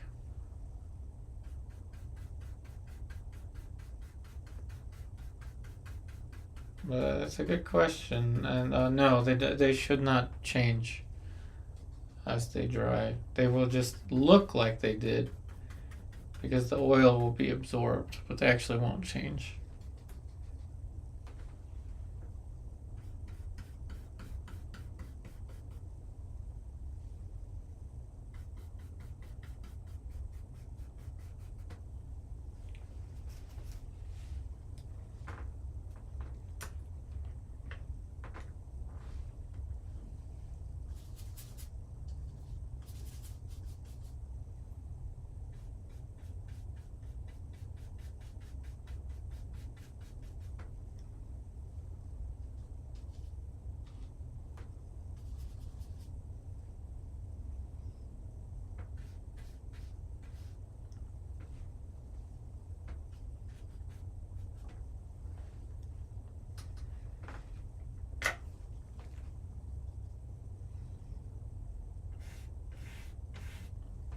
For example, this red that I'm putting in, it's a very dark red. It probably won't show up as red on the print if I don't bump up the contrast a little bit. But again, it all depends on the print.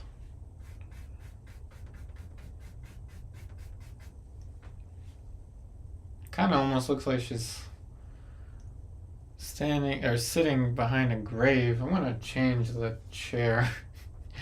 It looks like a grave. You know what? I kind of like the grave. Let's let it be a grave kind of like effect.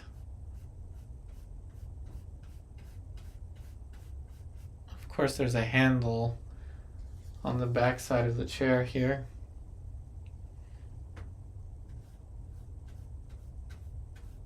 I like a little air of mystery.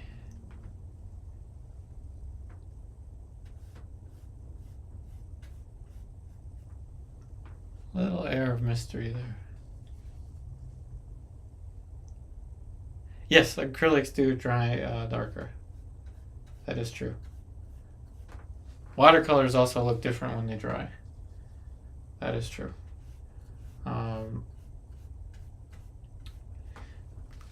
Oil paints, they don't. They are as they are. They just appear to look different when they dry because the oil sinks in. But once you varnish it or you add oil to the painting again, you'll notice it'll look the same as it did when it was wet. Will not change.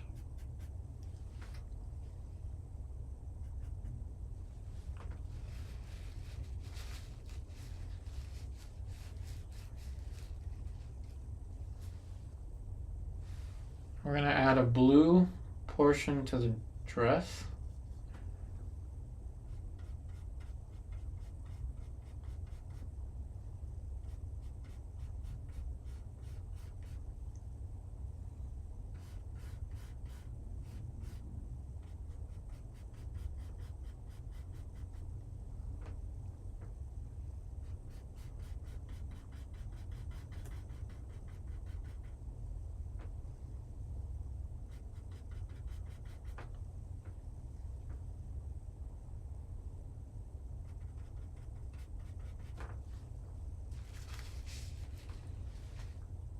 That blue part of the dress is also going to go to the sleeve.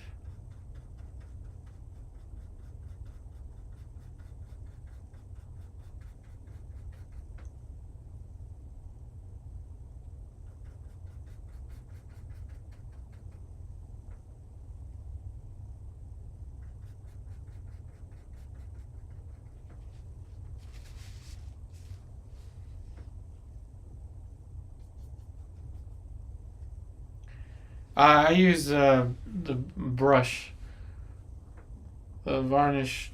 I apply the varnish with the brush. The spray works just fine, but I don't want to have to go outside to spray it.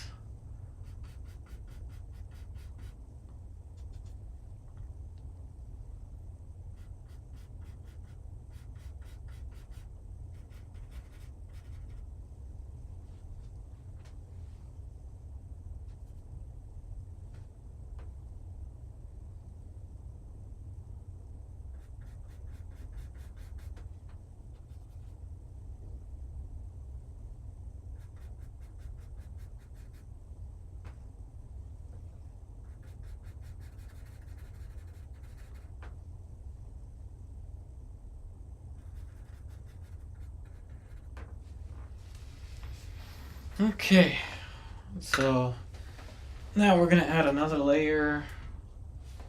I mean, figuratively speaking. So this is all gonna be one layer, but we're gonna add some more to the face.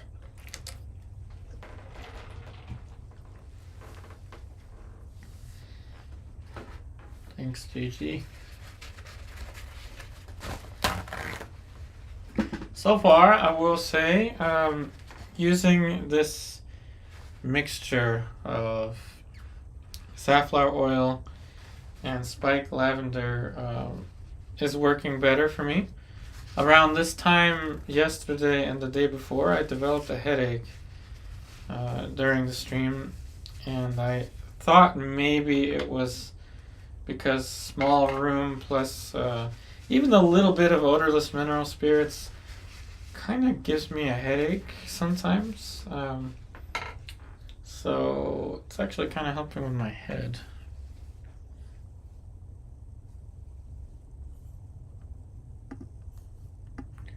Now we'll go back to the face and we'll start with the hair. The hair shouldn't be that yellow.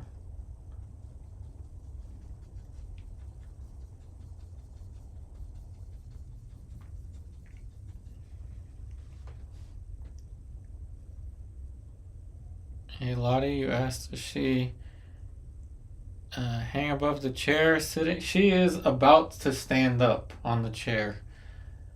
that's I changed it from uh, the concept that I had in the beginning. I want it to seem as though, let me illustrate. I want it to seem as though she's about to, so our other arm is here, right? So I want to change it as if she's about to stand up. I'm glad you caught on to that, actually. I didn't mention it. I wanted to see if anyone will catch on to that. Yes, I changed it. Very good. Very, very keen observation, Lottie. It's greener on your phone. Interesting.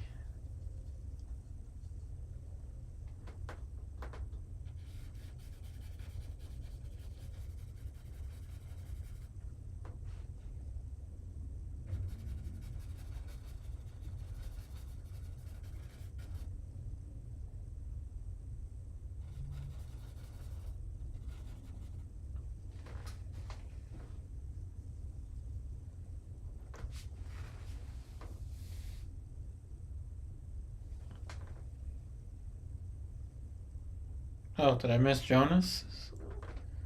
Jonas comment? Oops.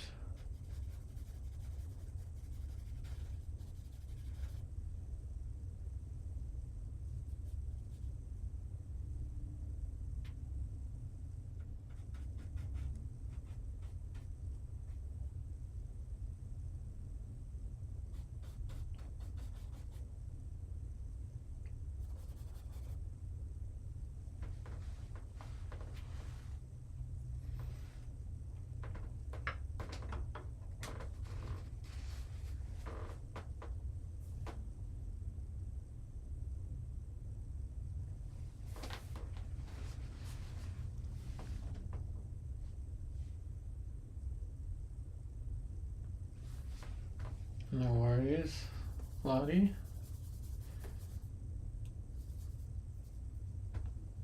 Anywhere you see a line is a great place to start developing form.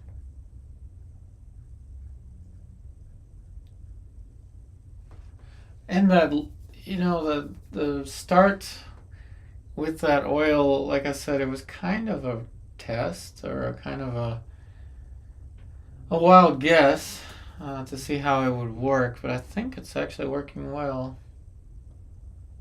Remember, we started by toning the canvas with spike lavender and safflower oil mixed with raw umber onto this canvas first. Kind of worked. Okay, that's done. This little area here is pretty close to done. Minus the corner of the mouth still needs to raise up a little bit. We said the TV looks better.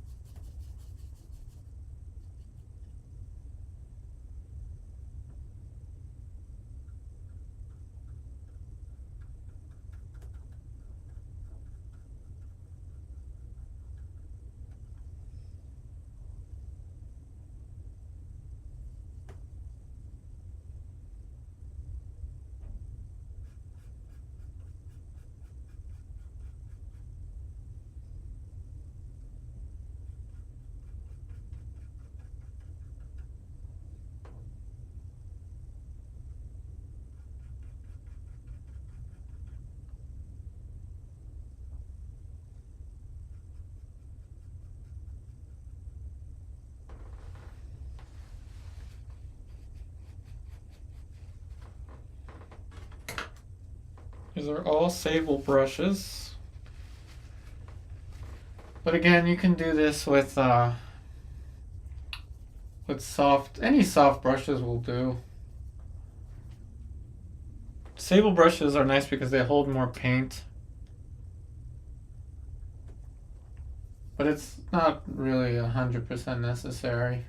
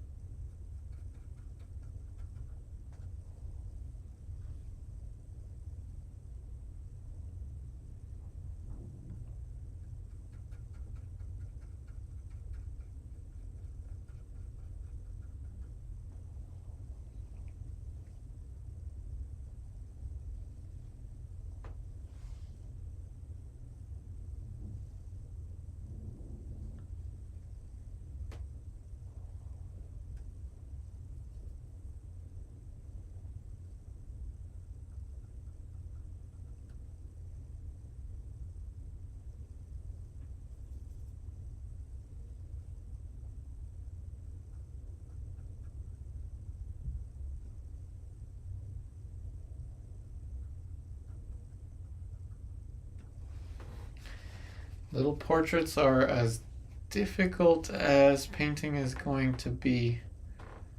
But if you focus on the big shapes, the big picture, before getting hung up on details, especially with something like a face, and you keep things kind of blocky like, it gets easier.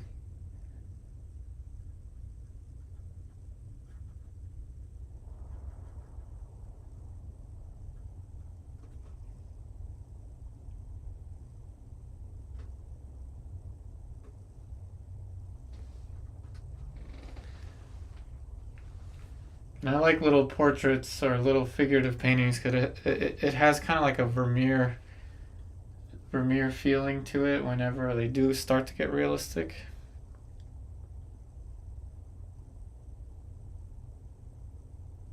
Could be her hair is supposed to be brown instead of blonde. Possible. I can always change her eyebrows. I could always change the eyebrows.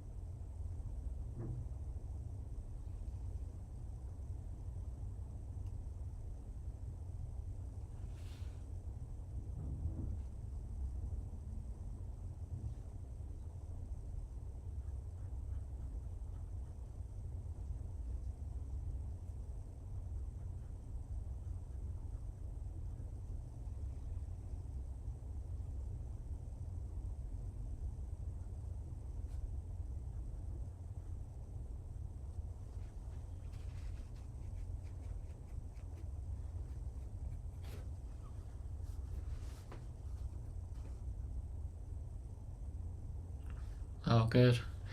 I'm glad you like the mystery aspect to it, Lottie. Oh, yeah, sorry for the interruptions with the ads, but I gotta make a living somehow with this. So I'm very thankful for the super chats because I have an option to increase my ad frequency, but I don't. So whenever we do have the super chats, it really helps because it's a way to make money on here, but also I avoid having to put more ads.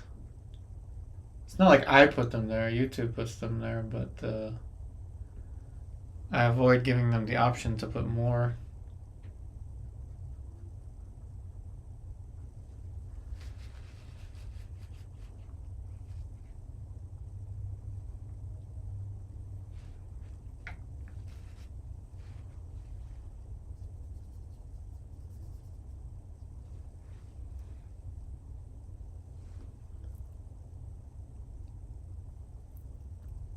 Oh, that's why a powder would use to avoid the shine. Oh.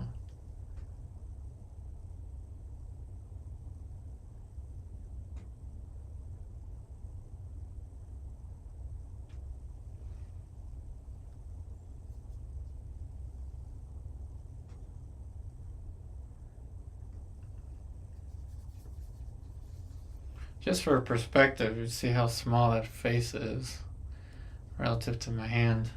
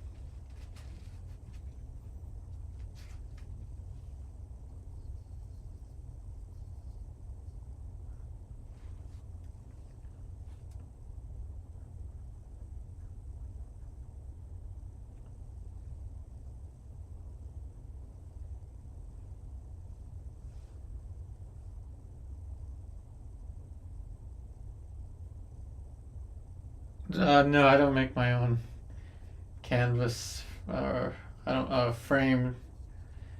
No, I just buy them already made.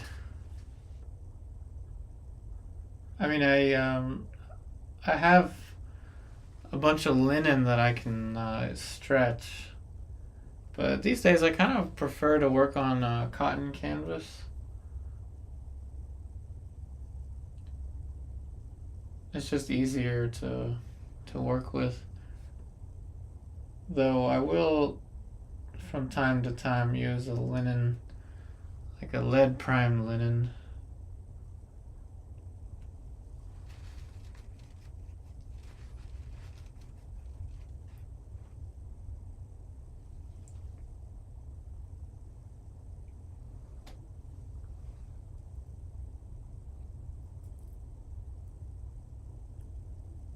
Face powder, huh? That's not something I would know.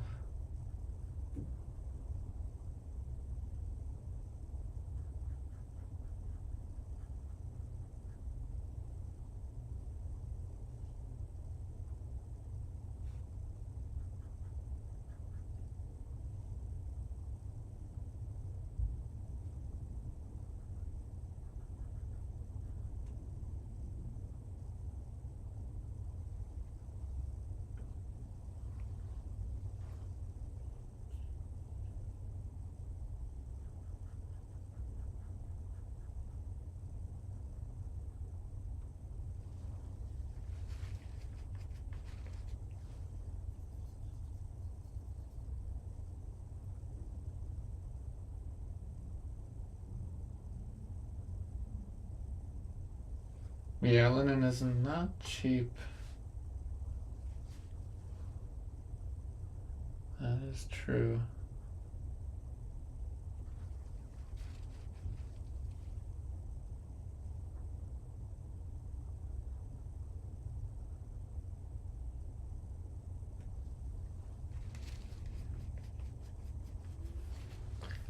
Oh, question from Neeks. Do you think it's okay for artists to just to have just their Instagram, TikTok, and email address on their business cards? Having a website on it would seem more professional. Um, let's see, Neeks. I think it is totally fine these days to have just your socials like Instagram and all your other socials these days, because believe it or not, even the business card is not a thing really anymore. Like, yes, times have changed to the point where you don't really need a website. Neeks, you do need a website when it comes to something like a template. If you're trying to sell commissions or something and you want to have a template for backgrounds and stuff like that, then yes, you would want a website, because you can't do that. To my knowledge, you can't do that on Instagram or TikTok or anything like that. I know nothing about TikTok. I'll just talk about Instagram. Um, but when it comes to displaying your artwork and getting the occasional commissions, you really don't need the professional website. Yes, it looks more official, so you know, if looking more official is something that you're interested in, then yeah, the website will help to look more official. But no, it's not needed. Just like business cards are antiquated these days, simply just having your QR code to your Instagram or to your socials is perfectly fine. But yeah, times are changing quickly. You know, think about it like remember the option of mobile phone and home phone? Yeah, hardly anyone uses a home phone for anything business related anymore. Um, so yeah, everything is like mobile phone now.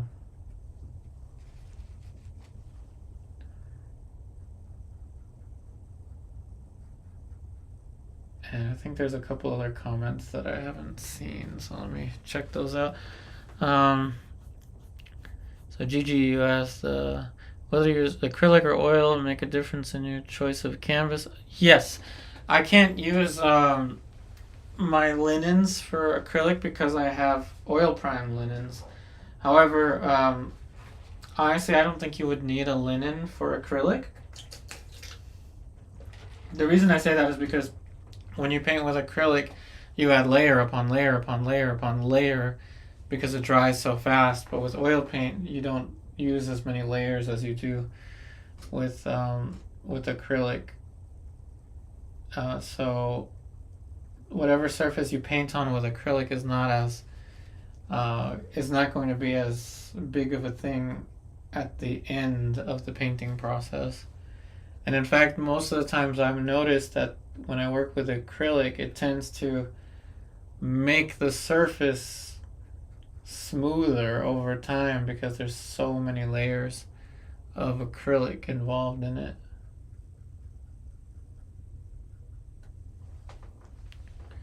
Yeah, landline. It's called a landline, that's true. Oh, with a little bit of powder. That's funny.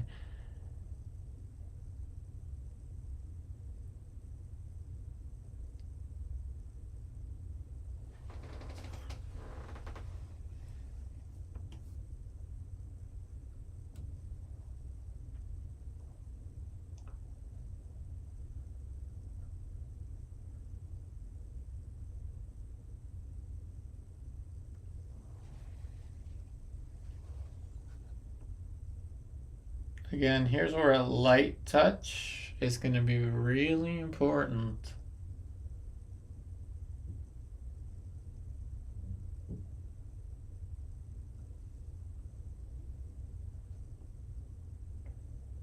And I did deliberately use some blue and green for the bottom here.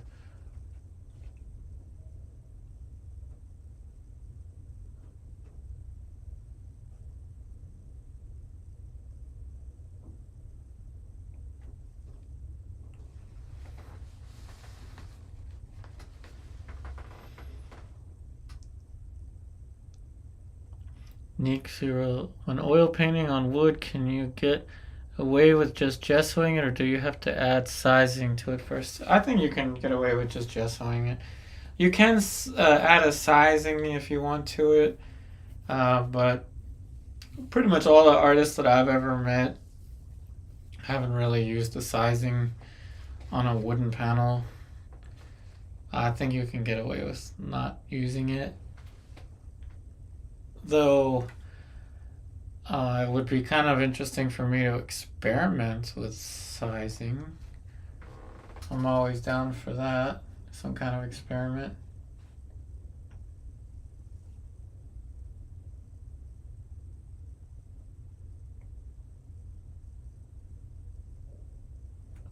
So I completely missed the break time for the second hour.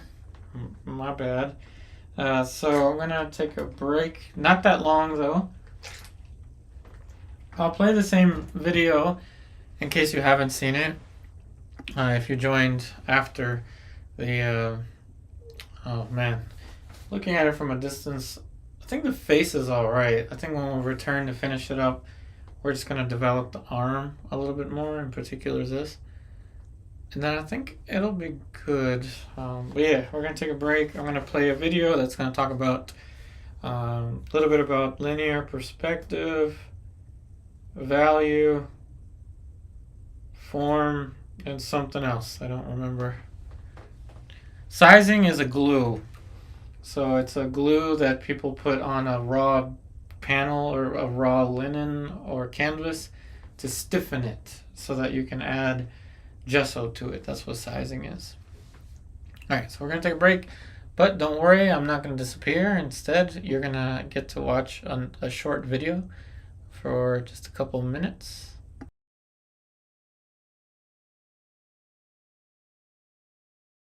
Perspective means things that are closer to you are going to be bigger. If this is a box that's close to you, it's going to be bigger. But if the same box is further away, it's going to look smaller. And add to that, if that box is even further away, well, now it's going to look tiny. And in perspective, say they're on a railroad, like this is your little railroad, and you have a train that is driving on this railroad. Suppose the train is just a box. These lines, railroad lines, let's call them, will converge to what is known as a vanishing point. So not drawn to scale there, but you see these things will converge. So how will this translate to a portrait? Well, it's really simple. If you look at a face, this is the center line of a face. This is the axis for the eyes. This is the axis for the nose. This is the axis for the mouth. These are parallel lines. They're railroads. So every time your head turns, for example, then this is going to turn like that. Things are going to turn. Now, obviously, not drawn to scale. So as the perspective changes, if your head is tipped up, see how small this section is and how big this one is. So your center line would look something like that with your ears all the way back here, and you would see the bottom of your nose over there. So that would be your little cartoon character if your forehead looks further away. And this is something called foreshortening, when things look smaller in perspective. That happens with things like arms, like the forearm would look small in perspective. It's going to be foreshortened here, whereas it won't be foreshortened here. So that's how perspective is going to affect things. Now, the next thing is to think about proportion, and we talked about that in another video, but proportion is a judgment between distances. Say this is A and this is B. Obviously, you know that A is bigger than B, but you know that A is not 3 times bigger than B, A is not 5 times bigger than B, and A is not necessarily half, but it's kind of close to half.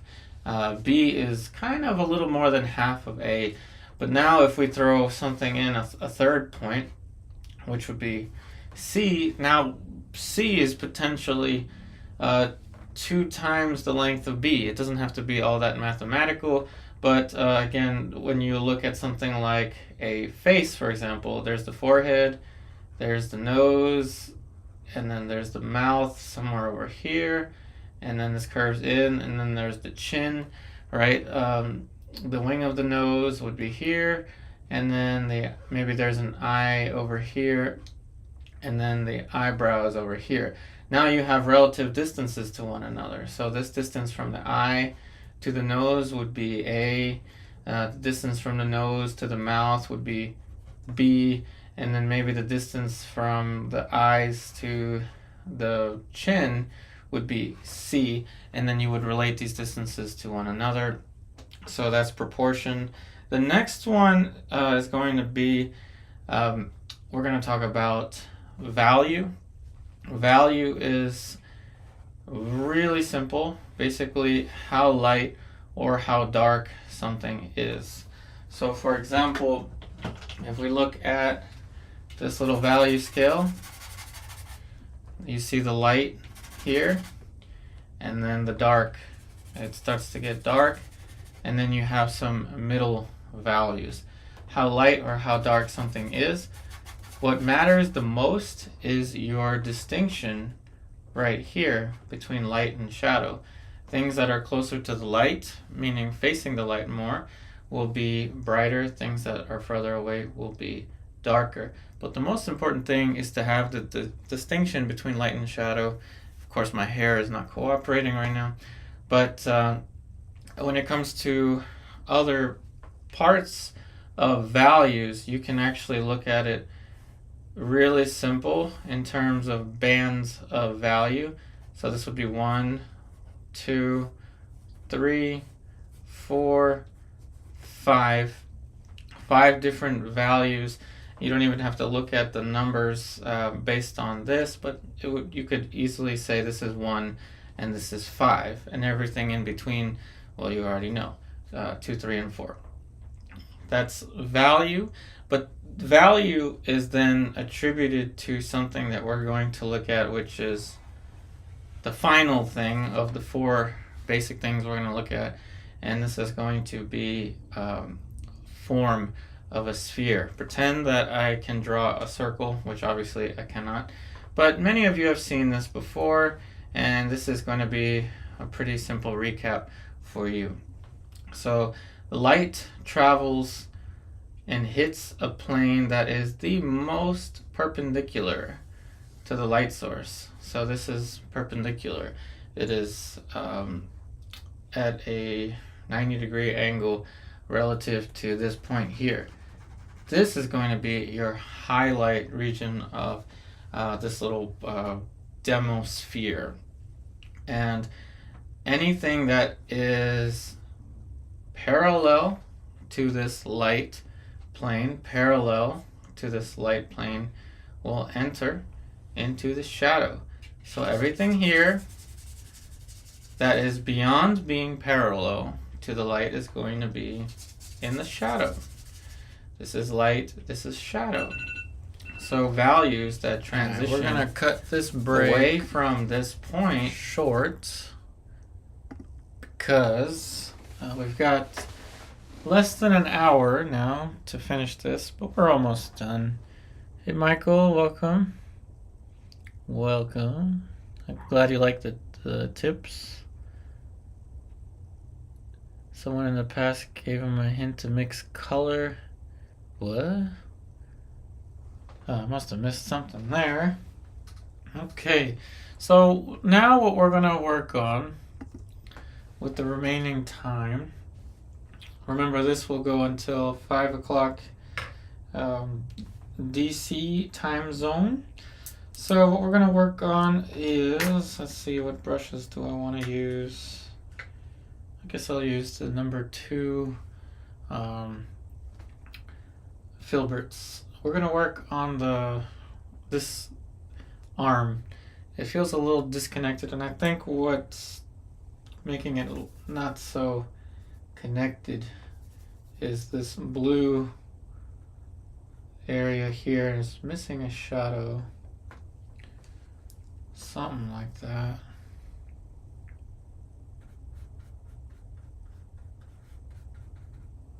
Yeah, I was missing a shadow.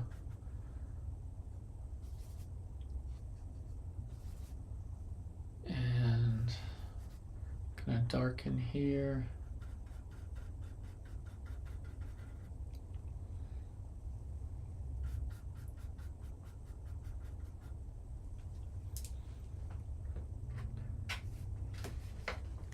It's a little bit of a brush mark that I don't like on the hand right here.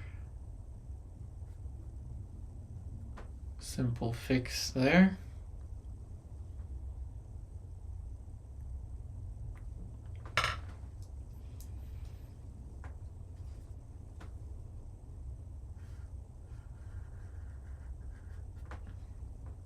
There we go. Sometimes it's just a brush stroke that's needed, and now from a distance I feel like that's much more believable, I guess.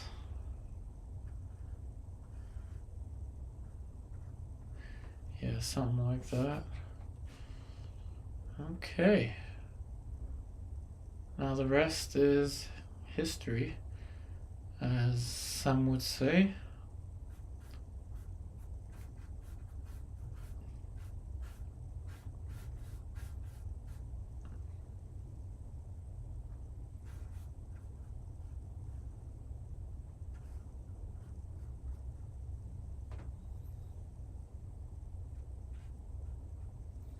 It was a relatively simple composition. But don't let that fool you. The beginning, those big shapes, that was the tough part. It's all difficult, but the beginning in particular was really tough.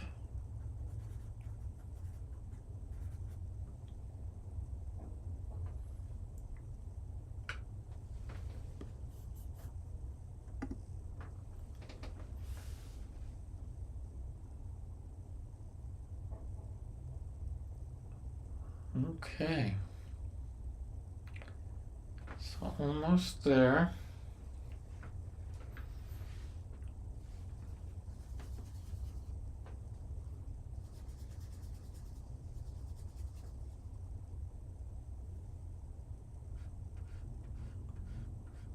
A little more light on the clavicle.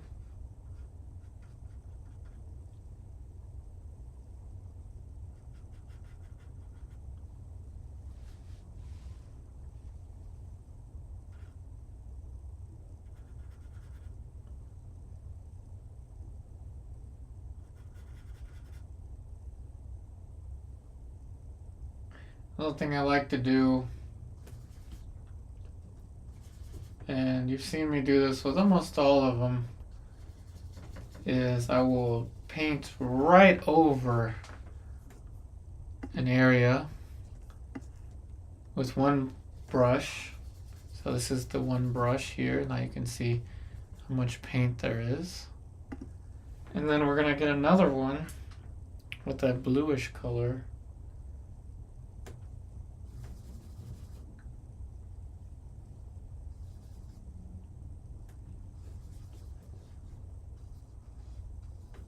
Oh, there's the bluish color.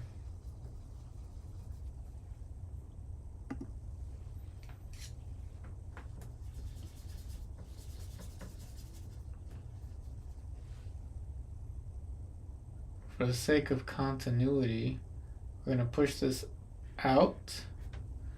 Not too far out, but we're going to push it out.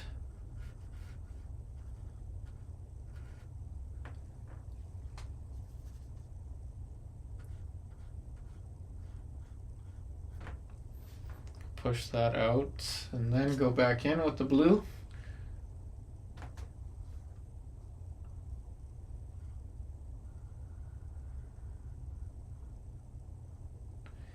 For the sake of continuity, and it also gives a nice sharp edge, which creates more, I want to say, more depth from a distance. Now you see a lot more depth in that clavicle.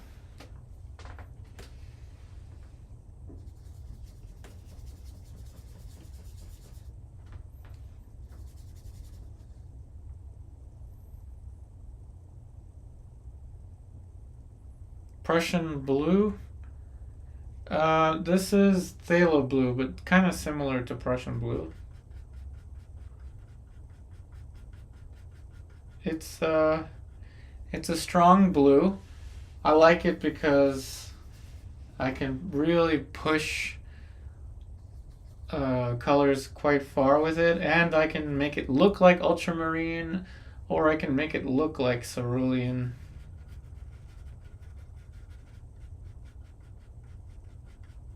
But you gotta be careful because it's a strong color and it will put the other colors in a chokehold, so to speak. So that's fairly good.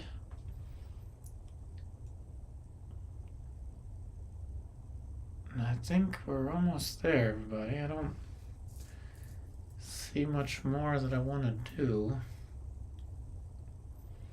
And that's the advantage of Alla Prima.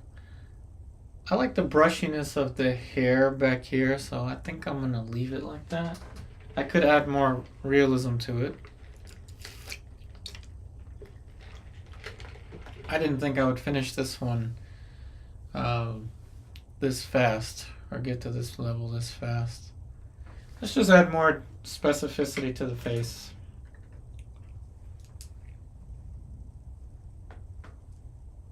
As if the ocean lay over a mystery. Very poetic there.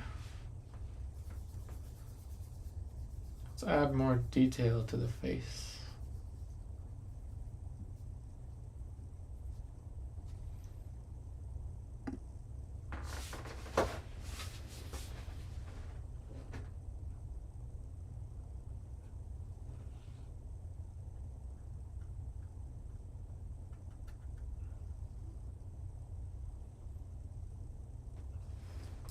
So if you like this stream, please do me a favor. Like, subscribe, turn on notifications for when I go live. The schedule is 1:30 p.m. Eastern Daylight Time, or quite simply, whatever time of day 1:30 p.m. is in DC for you, that is the time that I will be live here on YouTube. This is the start of a new series, so many more paintings, many more paintings will be on their way.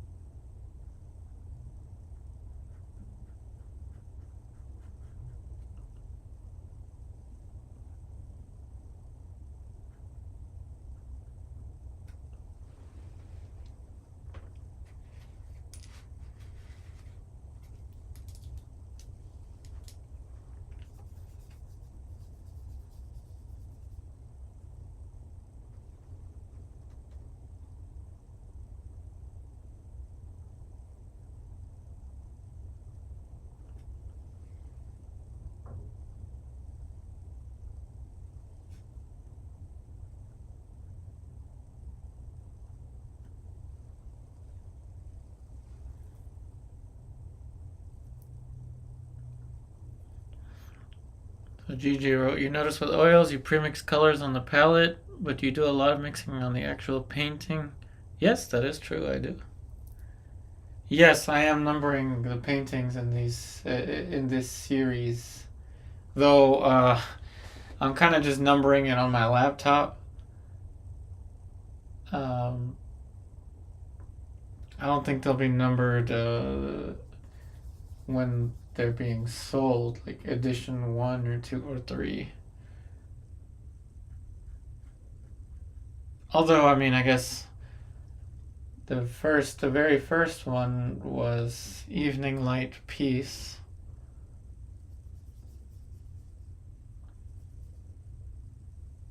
The second one was Portrait of a Cute Fox.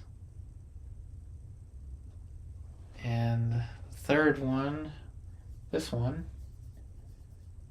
Portrait of a Woman Smelling a Rose. Help me out, everybody, if you can, because the analytics for YouTube is very tough. Not the analytics, the algorithm is very tough. So even something as simple as a like will help.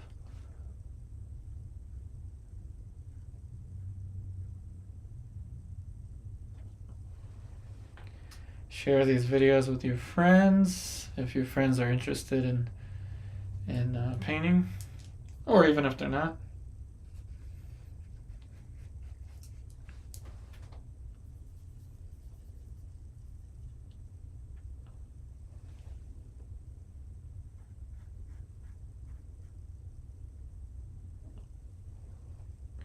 Lost and found edges there.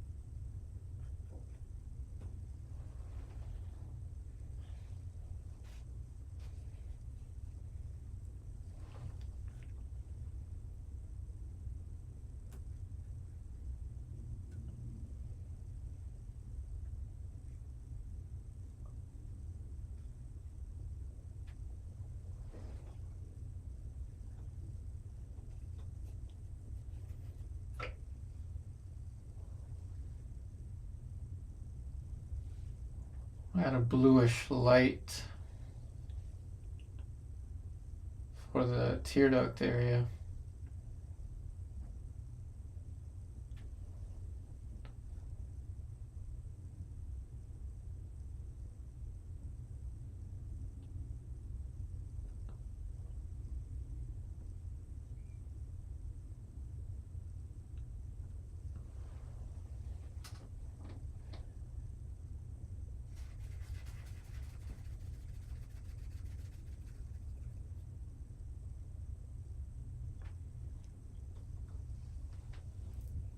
Current portrait becomes wiser.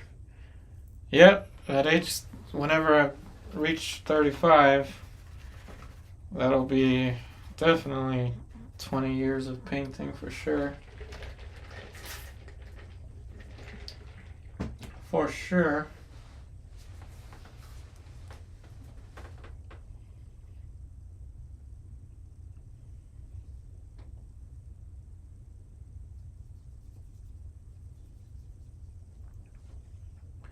And this part of the painting is nice and relaxed, slow.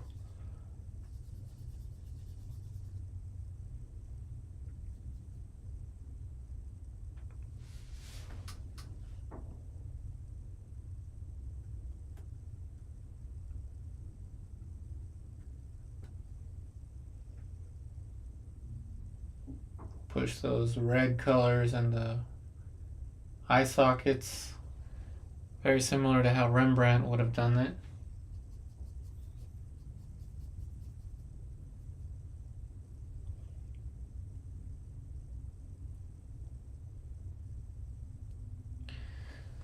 Let's see, would original paintings have more value if they didn't have prints made up from them? I think the prints might actually make it more valuable. Because I imagine a lot of people have a print of a painting, but wouldn't it be cool to have a print of a painting and then all of a sudden walk into your friend's house and see the original? I think it would add to the price or the worth of the painting. I think it would add to it.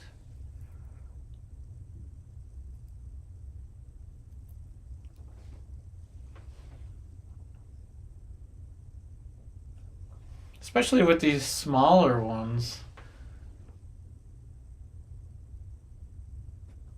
Because again, the size of the painting, it's not a big painting. You can compare it, the face, to the smartphone. Though it'll look bigger, especially on like a big screen TV. This will look bigger.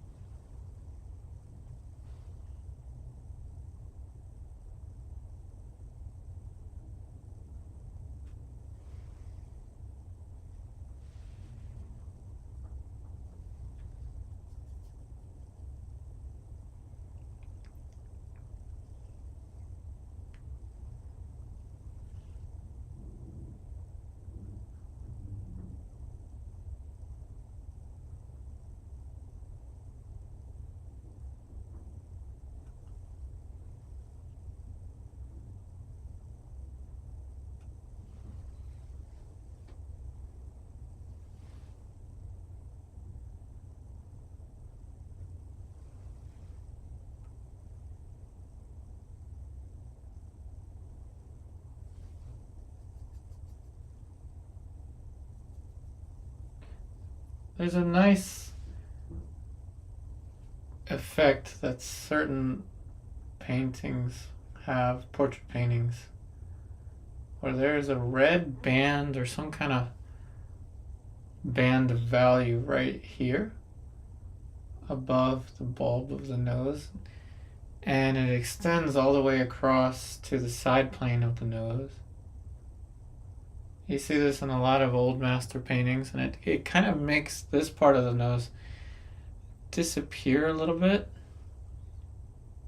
but you can't overdo it.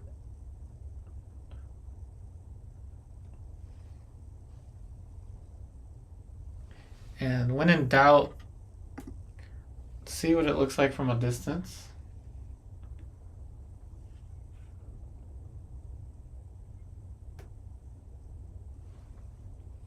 So again, even at this stage, I'm still pretty far back.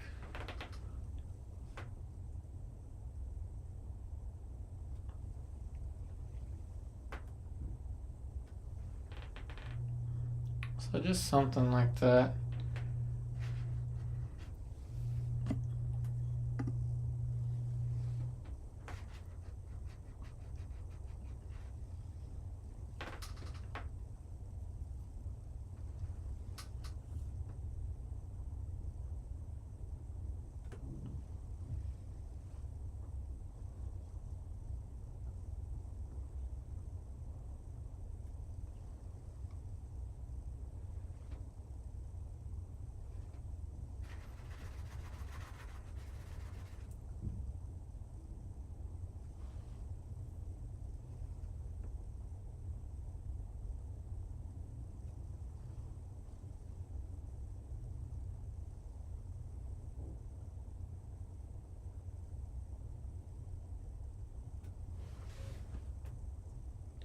So especially at this stage, make a mark and stand back, see if anything is standing out, especially from a distance. If something looks like it's standing out far away, you actually don't notice it too well close up.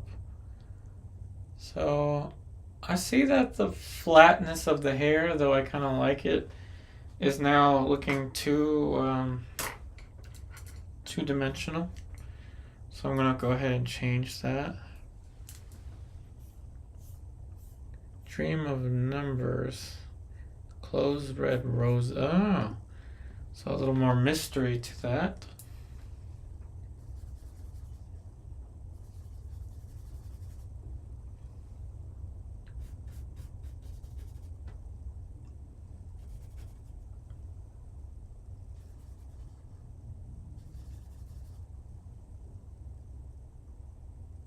Still have kiss from a rose stuck in your head.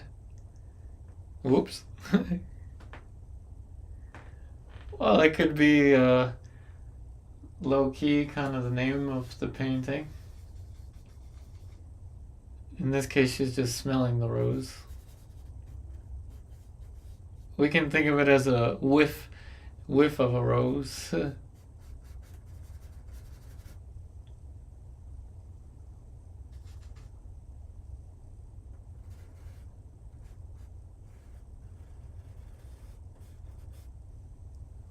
Don't you miss what music was like before autotune was like in everything?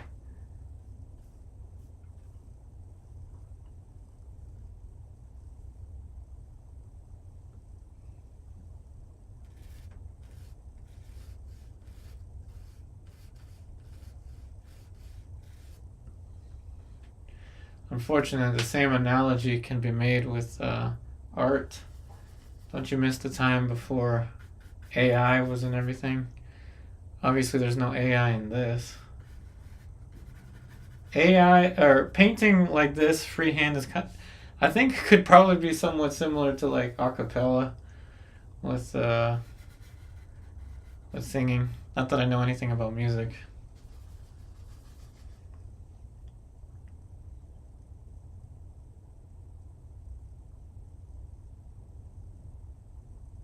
A current. So I see Lottie's putting a narrative to the painting. That's cool.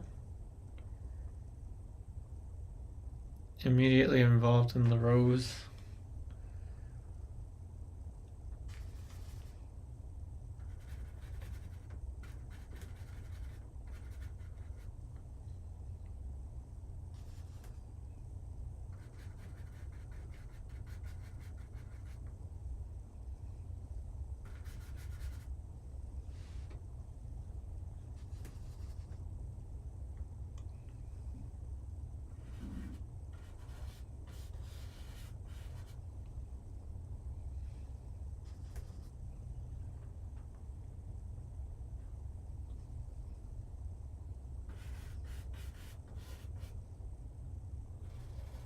Yeah, it was just this sharp edge on the back was starting to take away from the face a little bit. The smell of a rose. New song title.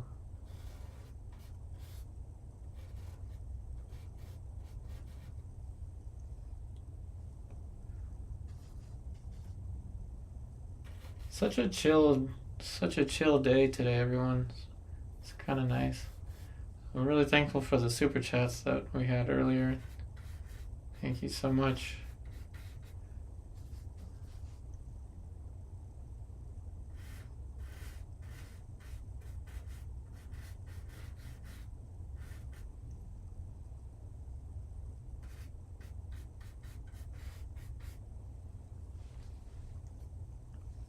Scent of a rose. True scent of a rose.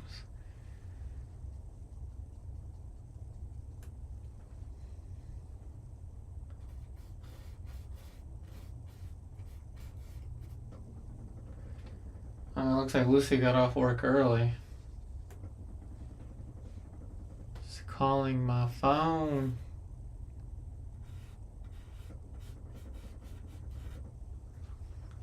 Let me mute the thing here for a second.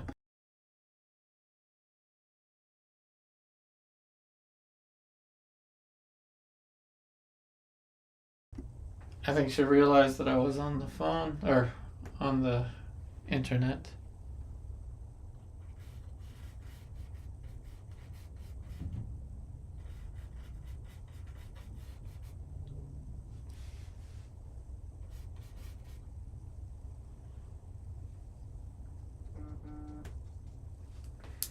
Let's see, doesn't she say she's on her way?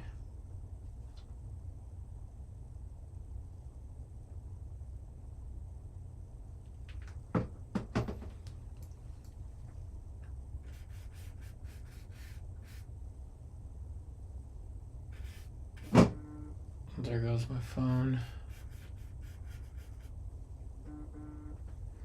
Alright, I'm gonna toss the phone out. No more phone.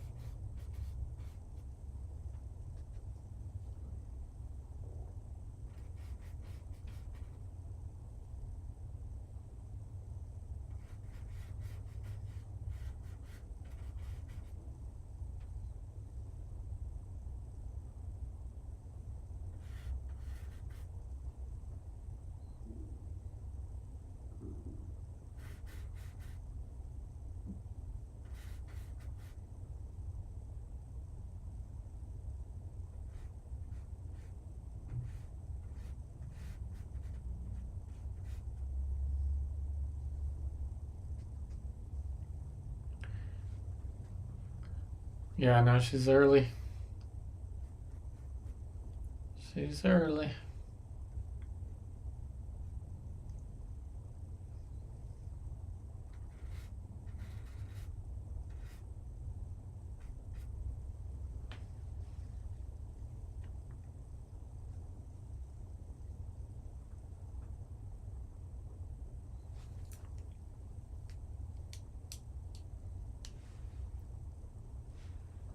Well, we got all kinds of stories now with the painting. Cool.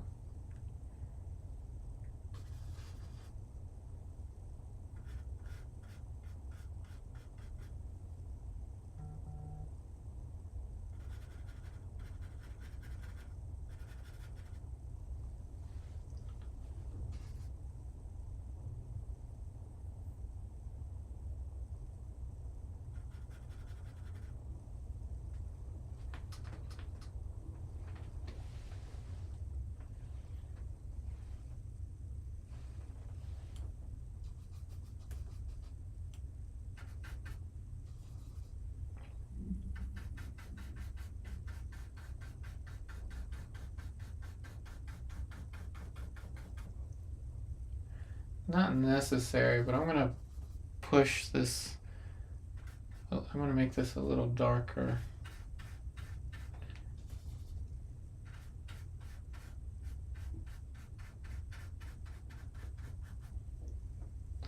A sable brush would be better for that. As you see, the bristles actually shoveling paint. It's the opposite of what I want to do.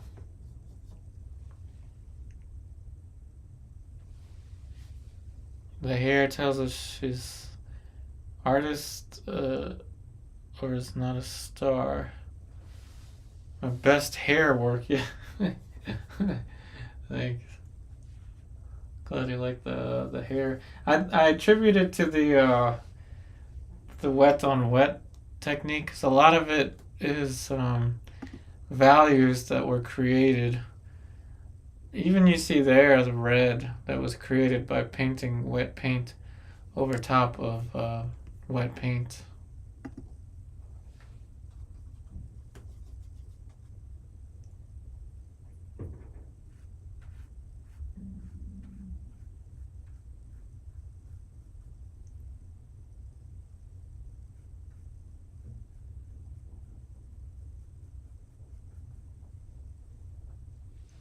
Oh, no worries.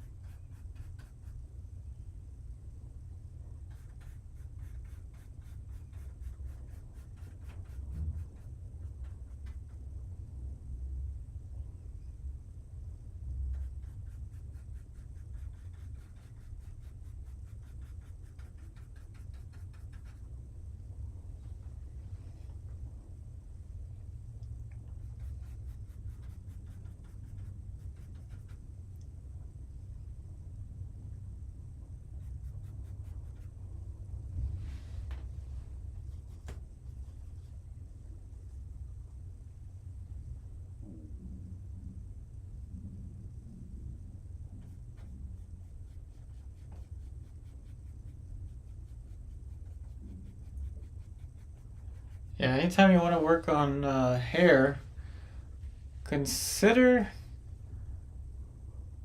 the alla prima approach. But always know that there are value changes that you need to consider.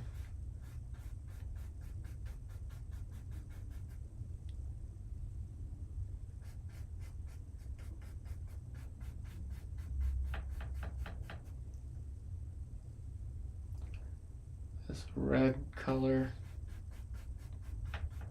though this won't really show, I don't want it to be confused between chair or stomach.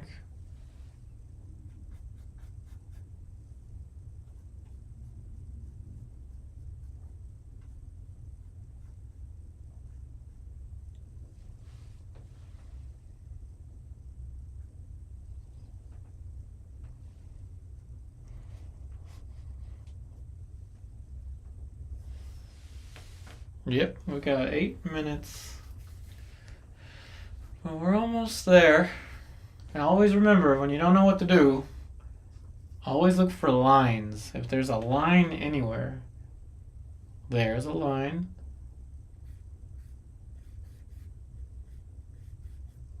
Get rid of it to turn it into a plane of some sort.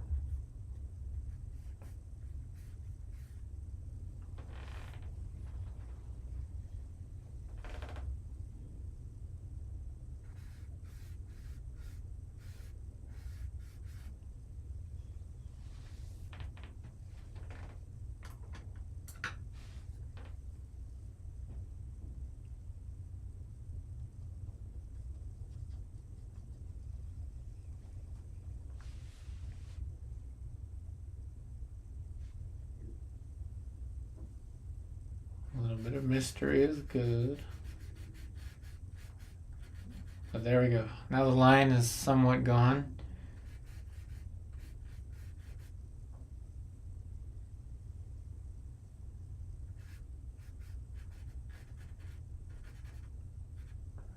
Always be careful with the lines.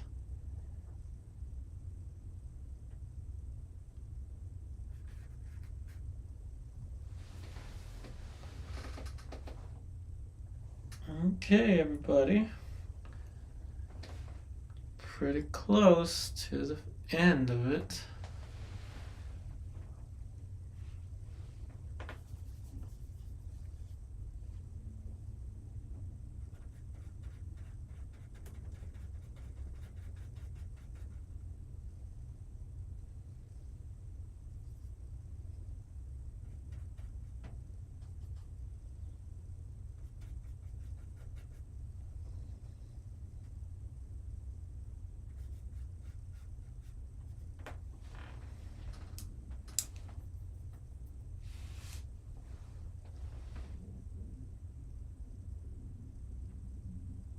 Oh,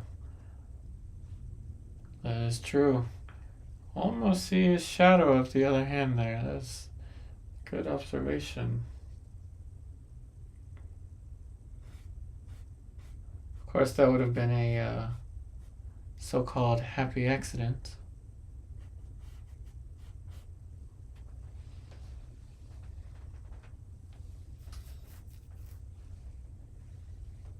A shadow hand.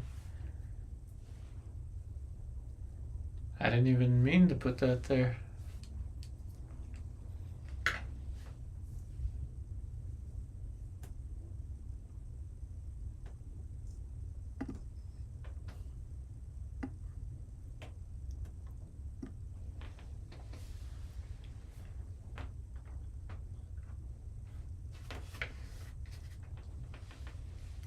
So the start was difficult in terms of moving the little block for the head and the hand and all that stuff. So this will definitely be an interesting video to turn into a time lapse, which I will do eventually. I'll make condensed versions of these live streams.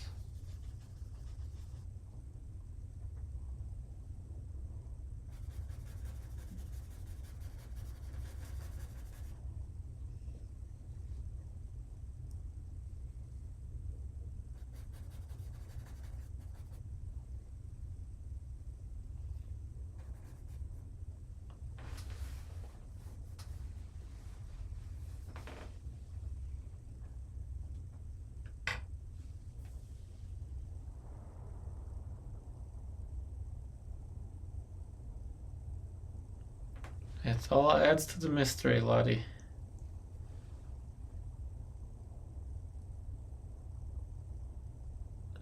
Thanks, Lisa. Kind of in the spirit of a Sargent or a Velasquez. Typically, the clothing or the environment with portraits like this, paintings like this, we would consider it portrait as fine art. The clothing, and it's not always the case. If you're looking at a commission, then obviously there's going to be more work done to the clothing. But typically it's kind of part of the vignette, I guess, the look of it.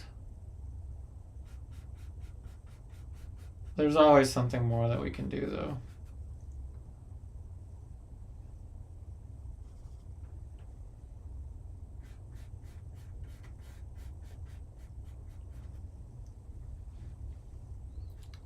I think that's about good. Now we're just going to add a signature. This one should be easier to sign. Oh, thanks, Grace. I'm glad you liked this one. Ah, good narrative there, Lottie. Thanks, Lisa. We're trying. It's a new series. Quite difficult, but definitely worth it. The question is, where am I going to sign this thing?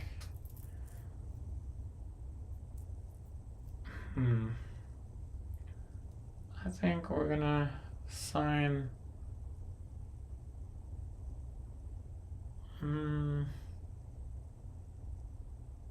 bottom right with a gray, so that it doesn't disrupt this view. Right here. And we'll use this. We'll use this to sign.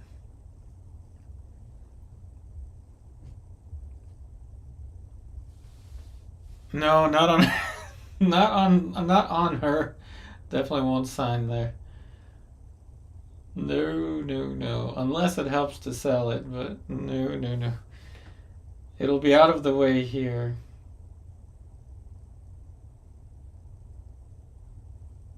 You always got to make sure that the signature doesn't take too much away from the painting.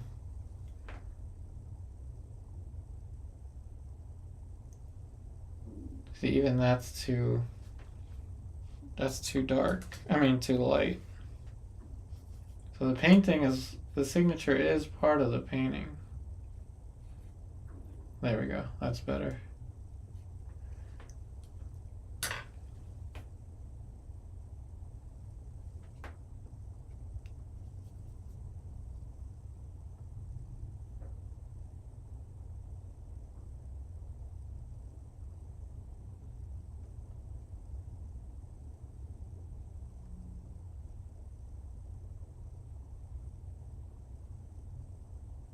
Now I'm taking into account that the I, Yupari, yep, that's how you spell my name. So I was taking into account that the I will be kind of right on the edge. The I will be right on the edge of the frame. And of course 25 will go down here.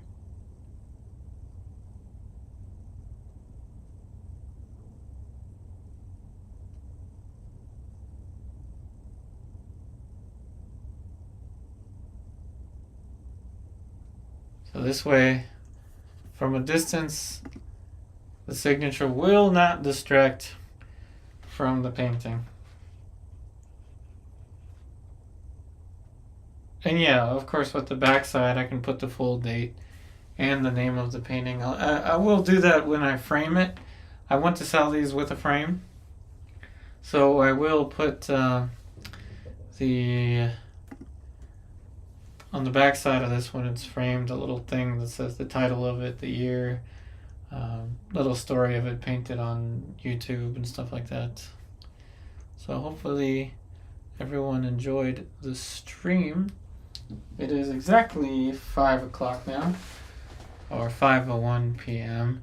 So once again, I will remind everyone that I have a Patreon with stuff linked in the description box of the video. If you would like to Zoom with me after one of these streams for 45 minutes, I've got a tier for that. So far, I don't have anyone on that tier, but once somebody joins, I will send that person or those people the link to that Zoom so we can hang out afterwards. Of course, I still need to clean my palette and put the brushes in the glass container and all that stuff. So yeah, but I also have my online classes, and I have the option of doing a private Zoom with me, like a one-on-one Zoom. There's a tier for that, which is once a month. So yeah, we'll have that. So yeah, it's on my Patreon. Of course, I don't have anyone signed up for that tier just yet, but hopefully we will soon. And by anyone, I mean I do have 2 patrons that are on that tier, because it was a previous tier, but I since then changed it, and they haven't contacted me. So I will, you know who you are. I will let you know in case you want to join. But yeah, I'm glad everyone enjoyed. We've got about 40 people here now. That's pretty awesome. I'm excited to see that. Thank you so much for the super chats, by the way. Maitha and Celeste, thank you so much for the super chats. Remember, everybody, the schedule. Man, I really need a haircut. My hair grows too fast. The schedule is 1:30 p.m. DC time zone. So 1:30 p.m. DC time zone. I will be back tomorrow and potentially the day after that, and the day after that, as this is a challenge that I'm giving myself to do these paintings so that we can sell them and create prints and all that stuff, yada yada yada. I know you're probably tired of hearing me talk, so once again, thank you so much. Oh good, I'm glad you liked the hair. I'm glad you enjoyed it as well, Lottie. Thank you so much for sharing the streams. So there it is, the close-up of the face. We'll end it with that that view. I'm glad you all enjoyed. Thank you so much for watching, and I will see you tomorrow.